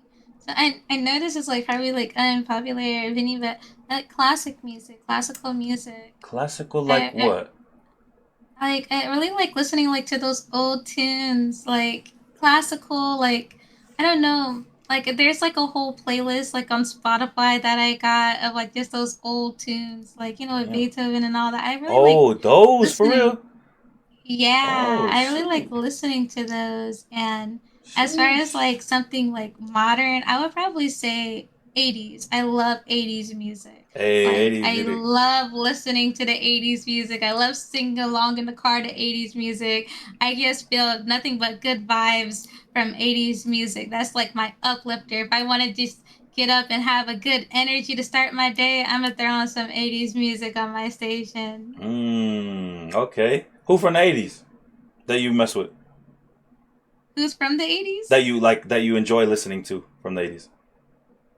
Um, I can't even like name them from the No, you're top of good. my It's, head. you're good, you're good. Yeah, it's just the whole genre. Like, I wish I lived in that time period. To be honest, like, You I definitely look wish like you could I be could there. live. I agree. You Really? could, yeah, you definitely could fit the vibe there if you would like to, for sure. I I always feel like, say that like yeah. people that has my like people that meet me, they're like, "What's your name?" I'm like Irene. They're like, "You have an old name," and I'm like, "Really?" They're like, "Yeah, you probably have like an old soul to you too. It's kind of what it seems like." And I'm like, "Oh wow, thank you." And Mm, I'm like, "Well, I wish I was in the '80s era, honestly." So I think that's okay. it's like Little flex, goes little hand in flex. hand. Okay. Yeah. That's what's Hey. up. That's what's up. I have a couple questions here. Let me go. They said if y'all did a streamer house with four other popular streamers, who would you choose? Favorite streamers, etc. I mean, they'd have to like agree, right, to come. But who are maybe some that you would choose? Um, I feel like it's kind of different because it's like probably like VTubers. You know what I Oh mean? wow, yeah, yeah. Yeah, but I would definitely say like Iron Mouse is definitely up there for me. Bao is up there as well. Those are just like my top two that I could like think of.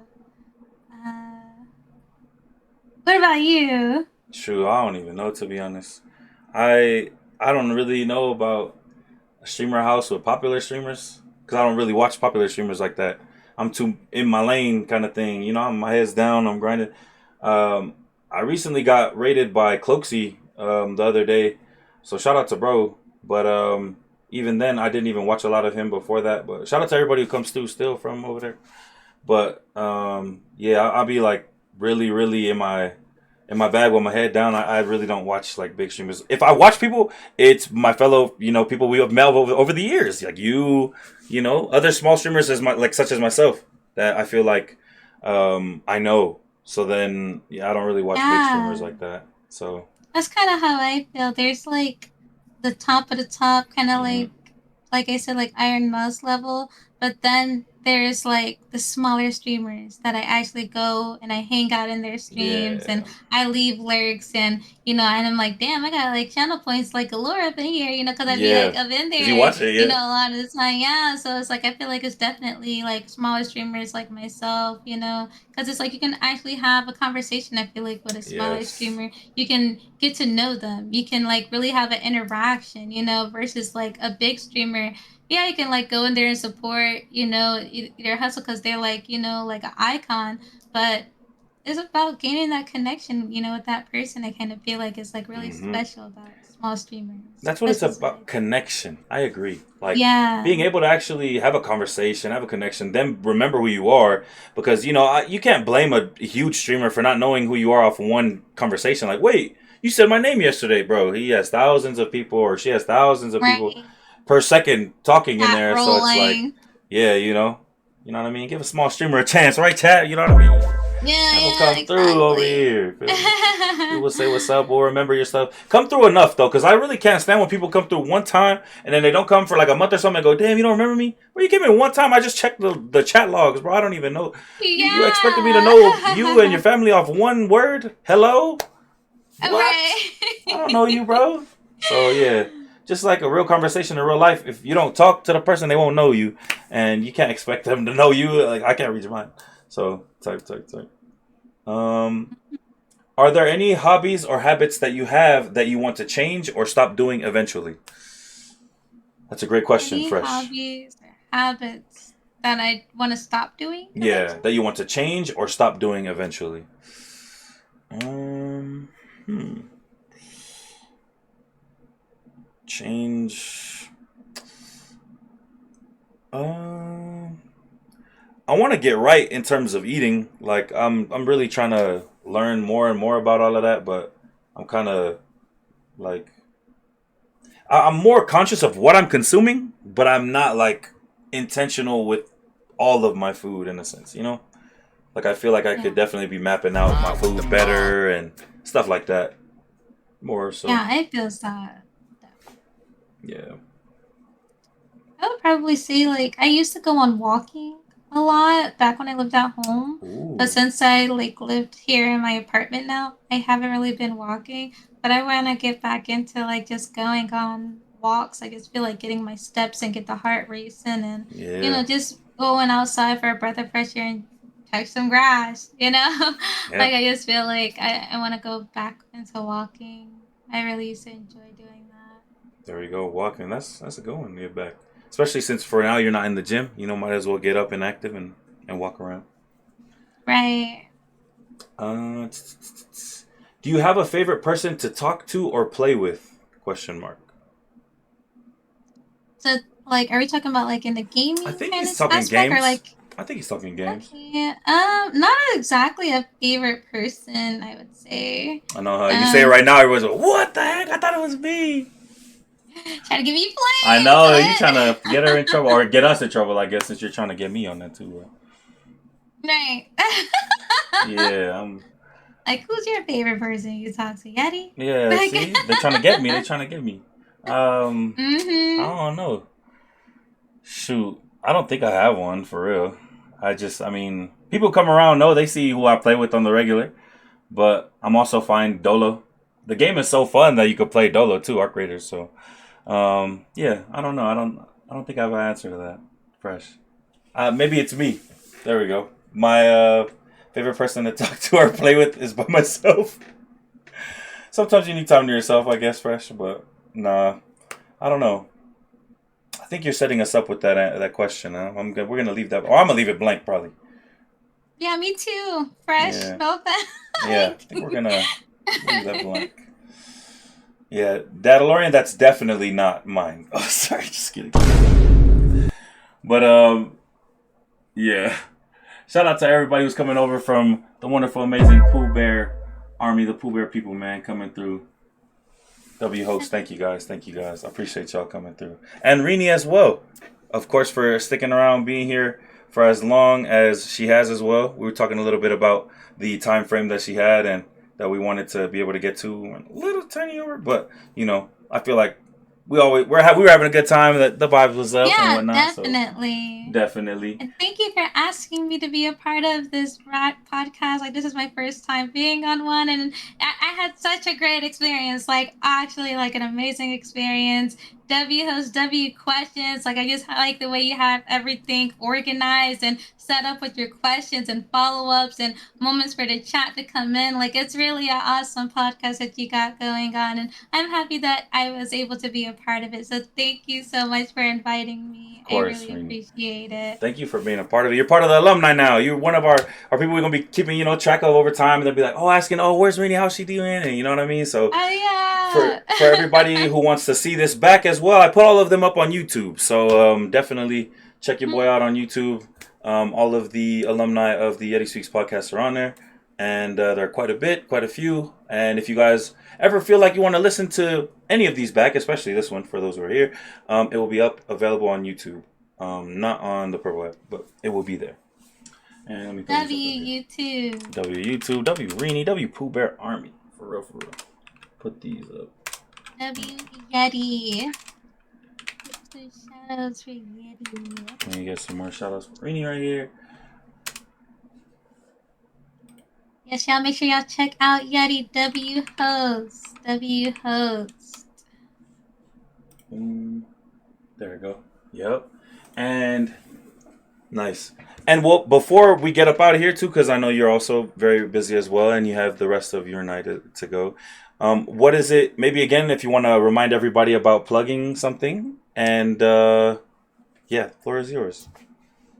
Oh yes, I'm just Rainy Poo here on Twitch with the zero. And then I'm Irene Poo on Instagram if you want to check out my Instagram. But yeah, I'm just Rainy Poo. Oh, if you wanted to also check out the ASMR, Chalk ASMR that we talked about, that's Rainy Poo ASMR on Instagram. So that is it, and we're live every day. Trying to beat our record still here at the Rainy Thoughts. So if you want to tune in, you can more than welcome to come through to the streams. I'll be happy to have you a part of the Pooh Bear community. Yep, all of that. Let's go. Let's see if it's on this one right here. Oh yeah, but it is. Tight, tight, tight. Just so it's like you hear it too. I heard it. Let's go. Let's get it. Let's get it. W. Yes, W. Thank you, Fresh, for the follow. Thank Of course, you, yes. Everyone, make sure y'all showing love to Rini, and on all platforms too, because she's gonna get back and she's gonna change the habit. She's gonna be back in her videos bag and whatnot, right? Tight. Yes, exactly. W community coming over. Thank you for the follow, also, Brenda. Facts. Likewise, so many of the Pooh Bears came over. Much love. I see you, Satsu, Alex, W. Buff Weirdo, Jesta Nala. Much love to the Pooh Bear community, man. It's always love for the Pooh Bears, and has been over the years as well. Definitely, we've rated each other more than a time or two, and it won't be the last time y'all see. You know what I mean? Maybe one of these days we get in a Fortnite or Arc Raiders or a Valorant. No, I'll play. But anytime, man. You already know it's love for y'all. Yes. W Brazier, absolutely. Thank you again for having me, Yadi. I appreciate it. Of course, thank you. And I hope you have a great rest of your night. Great stream. W Rini, everybody. Ladies and gentlemen, Rini. Of course.